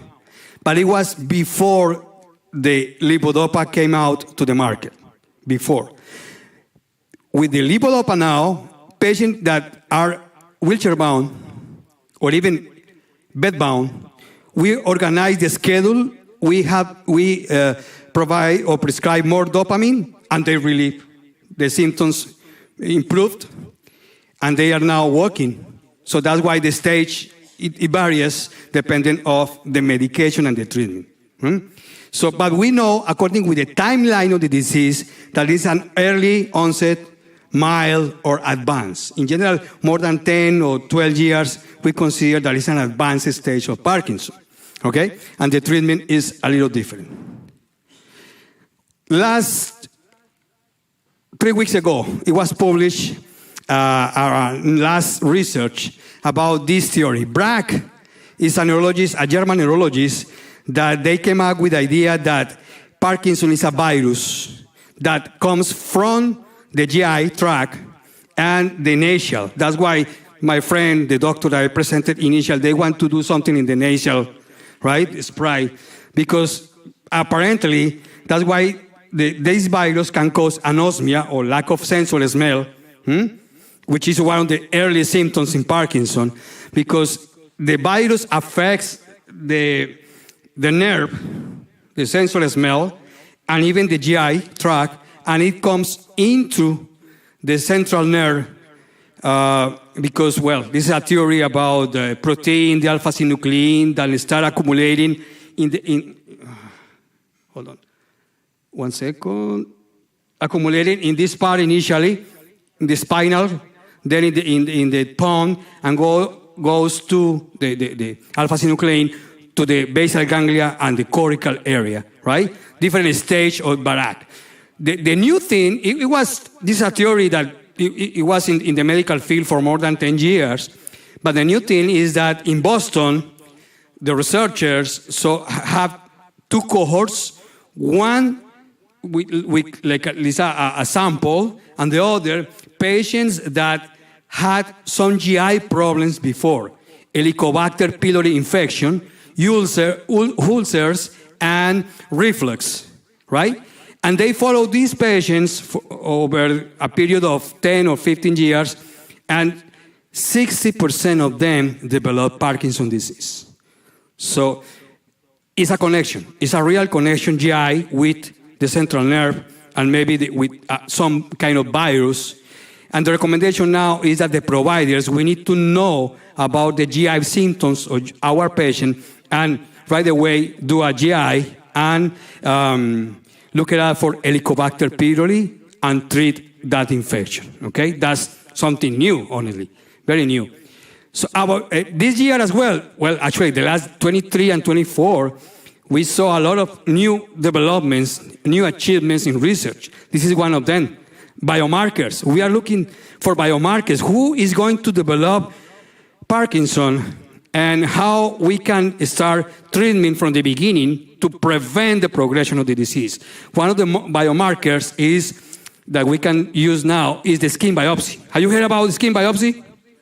Okay. Have you done that test? Okay. So simple. The idea is to see if you have alpha-synuclein, which is the protein that accumulates in the skin as well, in the skin. So we do a biopsy, punch biopsy, in 3 different sites, 1 here, 2, and 3. And doing that, we report, the lab report if you have the alpha-synuclein. The problem as well is that they need to report as well what layer is affected to see if it's a real alpha-synuclein. And according with the same paper, we have a chance of having Parkinson's disease in 92%, but at the same time, other diseases that is as part of the family of the alpha-synuclein. So in other words, we have the Parkinsonism, the title that I said already, right? And half of them have alpha-synuclein, the problem, and the other have something that is called, another protein that is called tauopathy. Tau protein. So with this the skin biopsy, we know that you have alpha-synuclein, not the other. So 50%. What are the alpha-synuclein? The Parkinson's disease, multiple system atrophy, dementia with Lewy bodies, and pure autonomic failure. So in other words, we are not sure that you have Parkinson's, regardless of the skin biopsy. Okay? We still have some chances of having multiple system atrophy and dementia with Lewy body, which are atypicals. Make sense? Are you following me? I'm seeing your face like, oh, what is this? I don't know. So, am I clear? Yes, ma'am, go ahead.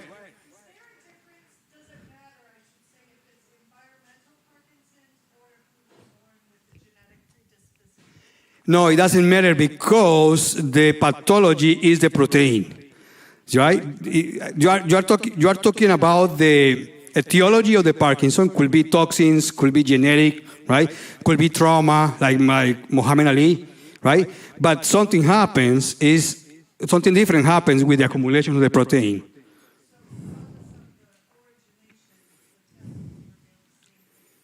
Correct, no problem. But my point is, yes, we have a skin biopsy now, but still we don't know you have Parkinson. Okay? And at the same time, it's still the lab, it's just one lab doing it. So, I don't know. Okay, let's move on to the next. Dogs on call. This is another question and another research. Time up? Oh, okay. Don't scare me, please, sir. So, now, interesting research with pets, with dogs. They are now trying to find dogs to diagnose early the Parkinson's disease. It looks like dogs are able to smell your fantastic sense, right? So, and they are training dogs to do that. But at the same time, dogs are really, really good friends in Parkinson. And let me show this video. This is one of my patients in Greenville. He authorized me to present the video. I don't know if you can run the video for me, please.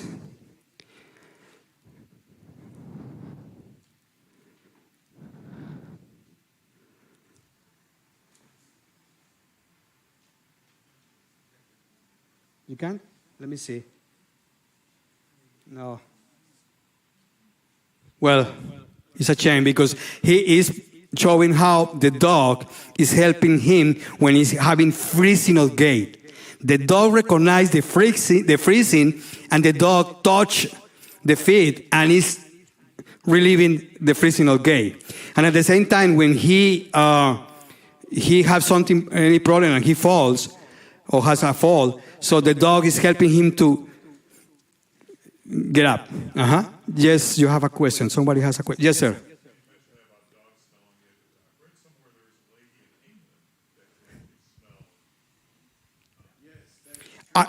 I read the news, yes, but I don't know if this, I don't know. I can't. She lives in England, and one of her deals is she can literally smell Parkinson's. But she smelled her husband. Right. There's different things to be said for that, but no. The other thing that they've done with that lady in trying to study her olfactory system, how come she can smell this? She has literally, a lot of people said, no, that's impossible, you can't do that. And she has actually smelled, they had her take a test, 50 individuals, 50 people with Parkinson's, 50 people without. And they didn't tell her who was who. For 49 of the people who had Parkinson's, she guessed it right. And for one person in the other group that they're like, ha, he doesn't have the control group, she said, no, he has Parkinson's. Time went on before they got this deal. That gentleman was diagnosed with Parkinson's. So why all of this stuff happens, we don't really know. And I'll point to this timeline. I don't know if you've had a chance to take a look at this. Dr. James Parkinson's developed, the theory behind the disease in 1817. I've been to his apothecary. He was a drug dentist type of person. And I've been to his place, and he's got this sign, big, oh boy, it's Parkinson's. And I'm thinking, oh, Greg, here's an opportunity to open a Parkinson's museum. How cool is this going to be? We'll have little exhibits and stuff like that. The neighborhood it's in is the same neighborhood that Jack the Ripper killed all the women. It is actually an abandoned building. No one lives in it. And I thought, crap, that's just like Parkinson's. We can't do anything straight. We don't get any respect whatsoever. So I'll let you continue. No, yes, I've got some questions Thank you, Greg. Excellent. So James Parkinson described this disease in 1817, and just watching 3 people walking across the street, and 3 of his own practice. So it's very interesting. However, these symptoms or this idea for Parkinson has been changing over the time for the same reason. Okay, let's move on to the next. Unfortunately, we couldn't see the video. Okay, yes, please, thank you. If we have time, just let's share with you the video, which is very interesting, how he describes how the dog is helping him, which I believe that is awesome.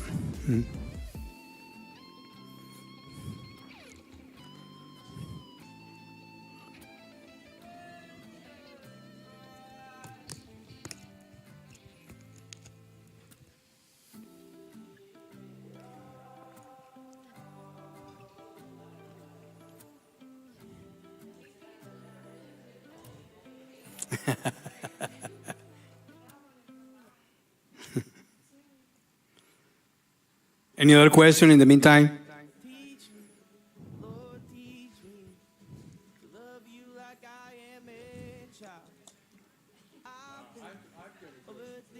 Sure. Here, and let me, yeah, no problem. Let me pull this out. By the way, if you need something to take home for sure about, it is called Parkinson's Proactives. It is done by meoverpd.org. These are white papers of all the latest studies being done. These are outstanding and I think very accurate depictions of a lot of what Dr. Urea is talking about. One of the things they recently come out with was for the past 4 years, they've done a study of all the different studies that are currently going on in Parkinson's. And it's color-coded, so you can tell the drug ones from the magnetic I have a slide coming up. Oh, okay. Never mind.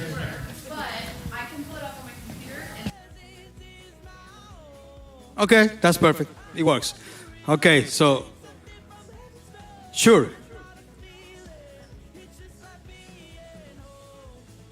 No, ma'am. According with this paper, I don't know other research, okay, but they have a specific dog's training just for alpha-synuclein, which is, oh, by the way, no. What happens is in essential tremor is a different pathology. So we don't have alpha-synuclein in essential tremors, okay? So, no. If the shake is part of the Parkinsonism, they will smell it. But if it is not, it's essential tremor, which is something different, right? Essential tremor most of the time is a genetic condition, a family condition most of the time. They don't smell that because it's not alpha-synuclein there. Okay? All right, no problem. Okay, well. Okay, treatments. Listen, last year, this is the table that Greg is talking about. So in order to get a product, medication in the market, from the conception of the idea that is working from mice and basic science, it takes around 15 years, right, to develop that and put the medication in the market. Don't forget that. That's why we have different phases. Phase 1, phase 2, phase 3, and phase 4, right? Which is not there because phase 4 is after FDA approved. So before the FDA approved, phase 1 is basic science with mice. Phase 2 with the small population, the small people, just to look it out for safety. And phase 3 is safety, more people, and at the same time for efficacy. Okay? That's different.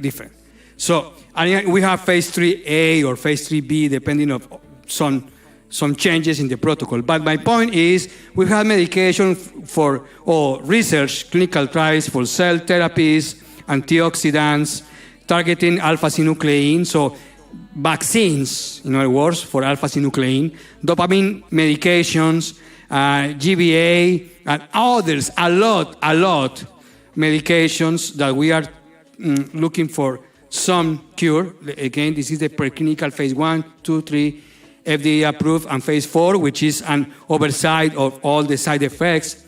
And I don't want to stop here, but now we have this proportion. This is 2023 of different studies. So 17 agents in 22 trials in phase 3. We are doing that. More than dopamine symptom relief, this one, this pink color. Non-dopamine medication like rivastigmine or others. Even memantine and vaccines. But interestingly, it was publicity or very, very well known last year as well, this medication for diabetes, right? So the point with this medication, the LGP1R agonist, is that somehow this medication, according with some data, prevents the progression of the disease, which is, wow, could be a wonderful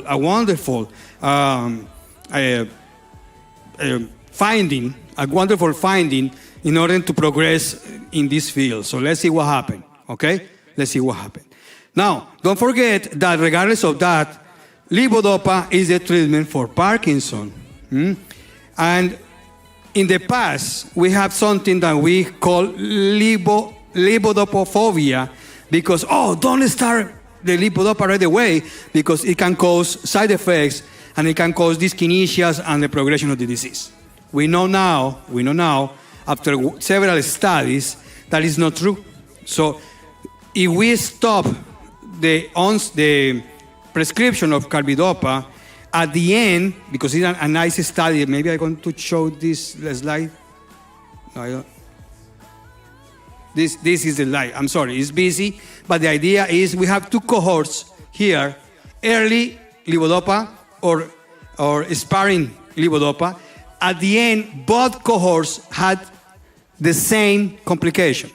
Dyskinesias, the same motor fluctuation, etc. So in other words, it's not the dopamine, it's the progression of the disease. But if we just wait in order to start the medication, the quality of life at the beginning of these people is not the same as the quality of life of the people that start right away the medication.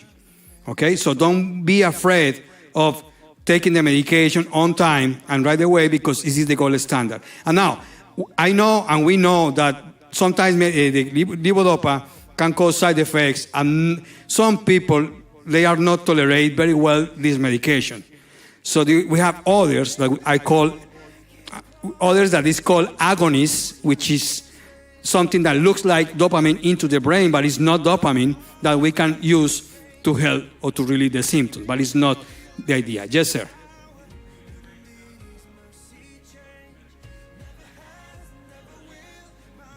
Again, so the benefit is it improves the symptoms a lot at the beginning, right? So in the past, we call this period, but it's not the name that we use anymore. It's not.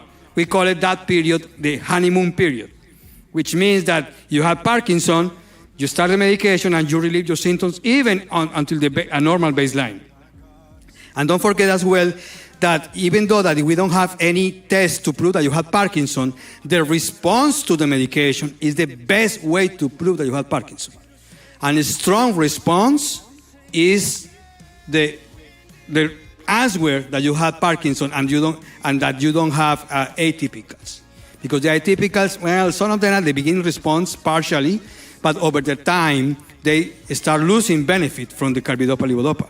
That's a very key in order to diagnose these diseases. Okay, so that's the point. So early on. Now, don't forget that in the past, Crexon, a new presentation of carbidopa-levodopa extended release was approved. It was approved around May, June this year. But again, it's the same presentation, or it's the same concept, not presentation, concept that we have for the Ritari or Ritari. You have Ritari in the market. Now we have two different kinds of Ritari, but at the end it's carbidopa-levodopa extended release. Make sense? So Crexon approved in June, but you have Ritari. Personally, I don't like too much the Ritari or the Crexon because the absorption is not as good. It's not good every time. The absorption is irregular, so we don't know exactly how much dopamine your brain is getting. So we prefer to use the carbidopa-levodopa, the normal. Okay? Really? Okay. So 2 minutes. 2 minutes. I'll give you 2 minutes, but I do want to come. One of the things I was going to mention is that in the studies, the yearly studies that they're doing, last year there were 136 different studies on Parkinson's. However, 4 years prior to that, when they started, there was 144. And so one of my questions is, why do you think we wouldn't be doing more studies instead of fewer studies?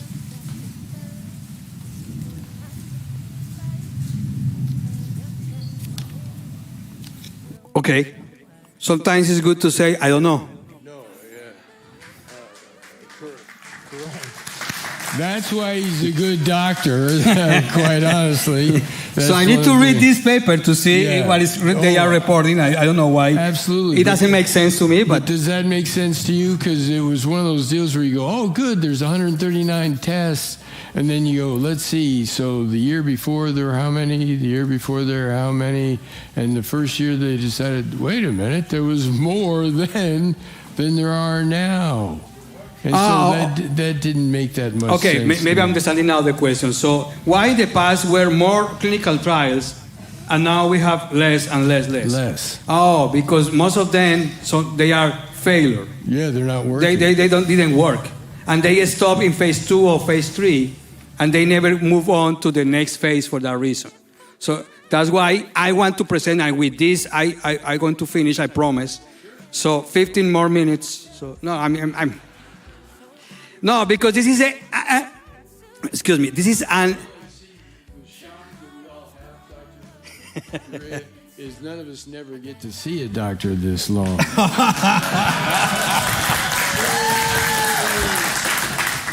We are even. We are even. Okay, listen. So, this is a breaking news. Breaking news. Last week was approved this new medication. So we have a new infusion therapy to treat Parkinson's disease. And I have the honor of being part of these researchers in phase 2 and phase 3. Okay? So, it's already approved in Canada and Europe, and it's called Bialef. It's foscarbidopa, foscarbidopa, and it's an infusion that we use in the skin, and it works like an insulin pump. It's the same principle, the same idea. This, I believe, that is an incredible resource now. It was approved last week, October 17, 2024, right? Very, very recent. And the best thing is you can Google it, and the pharmaceutical company just have already the web page with all the information that you need in order to read it. Now, this is something that we use in advanced stage as well. It requires, okay, and we brought this paper. It's already published. It's public. It's available for the public.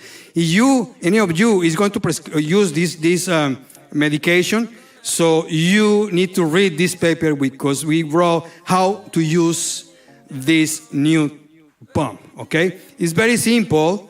However, it requires a very rigorous asepsia, right? So, clean your hands and clean the environment. And you need to change the product every 24 to 36 hours.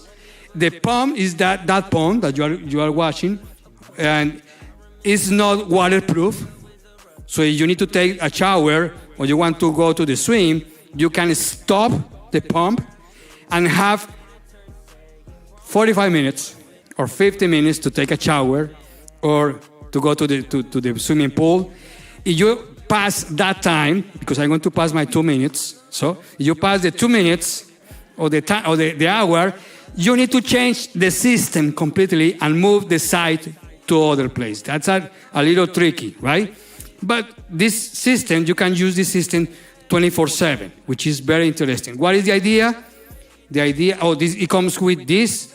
It comes with the pump, the syringe, un vial adapter, an insertion device, because you can, it's like an insulin pump, right? You need to use a small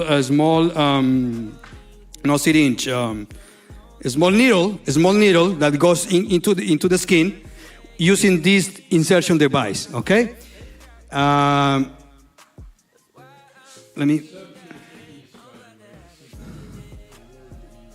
Skin. Yes, under the skin. It's got to get in under all 8 layers of your epidermis. And in the simple words, thank you, Greg. In the simple words, the idea is to have a stable level of medication, right?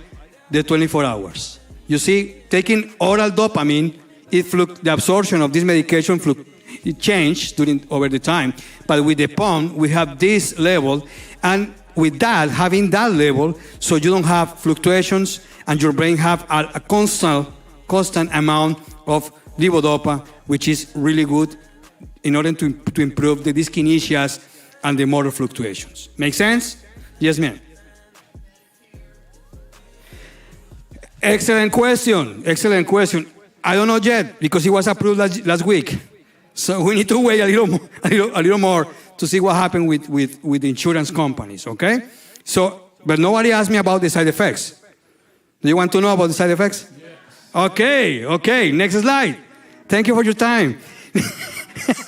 So the idea is that this medication improve your own time, right? More than 2.5 hours of the day having more on time and less off time, obviously, around 3 hours. So the patient will have, with fluctuation, they will have more than 3 hours without off period, which is phenomenal. And according with my experience during the research, so my patient did a lot. Even one patient was a nurse, and she was able to work back full time, just using this pump. Again, all the patients are different, or the cases are different, right? Symptoms are different. Now, side effects, and this is my side effects. Okay, the side effects, unfortunately, is around 62%, right? Which looks too high, but 72 mild, 26 moderate, and just 2% severe. What does mean? The most common, erythema, pain, just edema, infection. Obviously, if you don't handle all the asepsia very well, you can get infections, right? But if you move to the other side and maybe taking anti-medication for the infection, that will be enough, okay? No major changes. Sometimes you can develop nodules under the skin, nodules, and that's it. You need to rotate the site every 24 to 36 hours. The recommendation is using the abdomen, but sometimes you can use the thigh as well, okay? And I believe that is very simple. New kid in the block. Okay, I have more about exercise. I have more about music. But let me finish, or let me wrap up with this idea. Exercise is the best thing to do. Exercise can improve even in mice. This year was published in Lancet, an excellent paper just showing that doing exercise, the brain start making more dopamine, right? We have that proof. So exercise, okay? Thank you so much. I'm sorry for the time. Thank you very much. I think it's rather obvious that we need to come back and do this again very quickly and have you come back and talk about that. The one thing I've noticed in my time with Parkinson's is I am of the generation, I was diagnosed April 26, 2011. I'm of the generation that I was told, don't start levodopa now because it only has this 5 to 7 year window that it works. So they started me on amantadine and Primapixel. Primapixel is what is called, as Dr. Urea mentioned, a dopamine agonist. It kind of helps the dopamine jump across the synaptic gap. The one and only problem with that, amantadine, as soon as I started taking that, I didn't go to the bathroom for, 3 or 4 weeks. Constipation. Primapixel, the ICDs, the impulse control disorders. I lived in Colorado at that time. I'd be riding along and see a guy go by with a boat, and I'd go, that guy's got a boat. I want a boat. I've never had a boat. I need to go follow where that guy's taking his boat and commandeer that boat from him. And 20 minutes later, I'd go, where the hell am I? I'd be in Fort Collins or something like that, following a guy with a boat.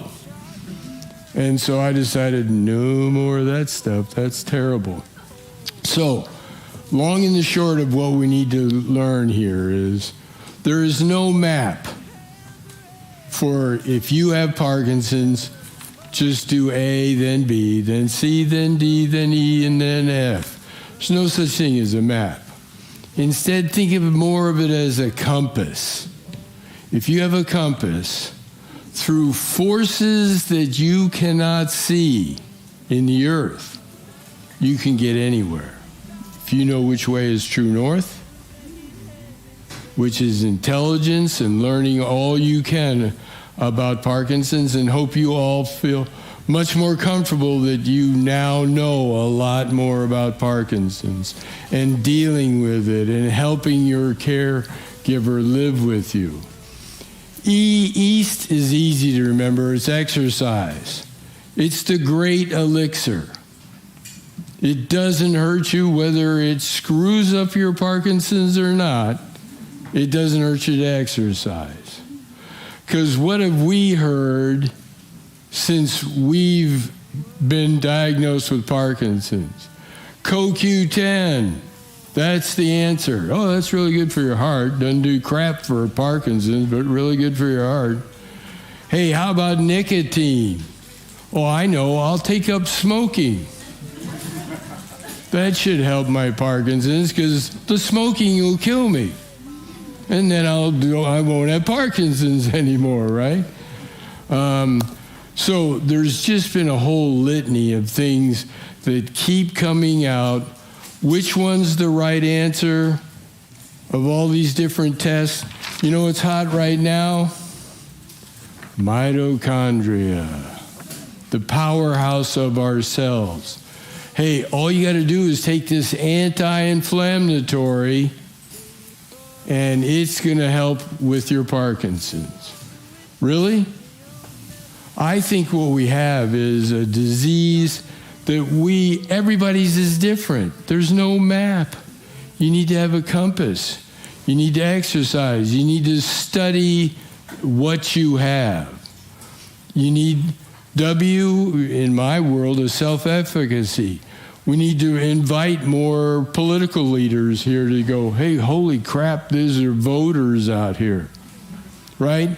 Raise your hand if you're an old guy, an old person, right? Do you know that 79% of us vote? Think politicians want to hear that? I do, and we've got to be more active in doing that. Finally, S is spirituality, and I'll leave you with this. I don't really care what your faith is or any of those kind of things. I know for a fact that the people that I know in the Parkinson's world, those of us that are more spiritual, that believe that we can answer the question, why do we have Parkinson's? We seem to do better with the disease. And so if you want to do better, I would suggest that you come to take a look at that side of your life and determine if you want to do it. If you want to talk with me about it, I'd be more than happy to do that later.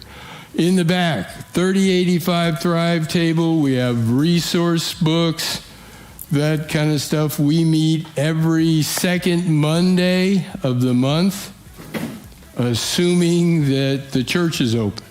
Okay, so if there's a holiday or anything like that, we won't be here. Yes, we meet right out there in the cafe. 9 o'clock. Okay? So, Dr. Urea, thank you from the bottom of my heart for coming Thank here. you. Dr. Urea is unique in that he gives us legitimacy. You know, when we start to say, hey, wait a minute, politicians, we believe this or we believe that, they're like, yeah, but you guys are old people with Parkinson's. You don't even have a good museum. We can do that. All right, let's see. We need to do go ahead. Yep. We're done? We need to wrap up. Yes. So I would just like to say thank you so much once again, for our speakers. I mean, you were all absolutely phenomenal. So big round of applause to all of our speakers today. And especially, I just want to give the biggest shout out in the world. None of this would have been possible without Greg. I mean, he is a true force.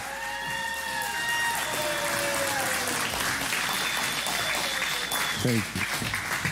Thank you. I appreciate that. Sorry, I'm a little emotional. I don't really know why. Greg is very near and dear to my heart, and he puts a lot of effort and work into this, so thank you. Okay, thank you. I'll take over. Crying. Hey, remember I had you talk about those maps, the puzzles. The puzzles. Now's the time, please, while it's all fresh in your mind, when you go home, one side you're writing down what are the symptoms. Guess what? I can tell you from personal experience, they're going to change. The longer you have Parkinson's, the more they're going to become psychological disorders, apathy, depression, stuff like that. You learn to live with the tremor, but you can't learn to live with the depression. And it's not fair to your caregiver for you to try and play the Parkinson's card. You know what I mean by the Parkinson's card? You know, oh, I don't really want to do that, but I'm not going to say that. I'm going to say, I think Parkinson's will prevent me today from doing that, sweetheart. Right? It's not fair to her to be involved with apathy. If she asks me, where do you want to go to dinner? Give her a response. Don't say, I don't care, because I don't care that I don't care. Right? So as you go out, I'll be in the back. There are other people with 3085Thrive around here. We'd love to have you come and join some of our groups. Or, as I've talked to a number of you, if you know a place, and I don't care where it is, as long as it's on the Gulf, the Emerald Coast, I'll come and speak to your groups and do all those kind of things. We'll get another support group.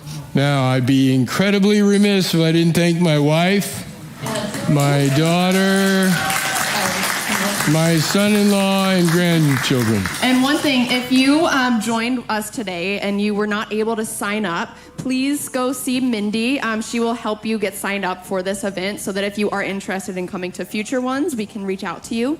And then the last thing is, if you have any questions, please feel free to write them out on your card, or you can come to one of us and we will project those questions to the appropriate, whether it's Dr. Urea, Dr. Prosha, or Lucy. But And your dad out there. yes, and then also again, I'll say that the petition is outside. So if you'd like to sign that for a movement disorder neurologist, please stop by that on the way out. But All right, go thank home. you. Be safe.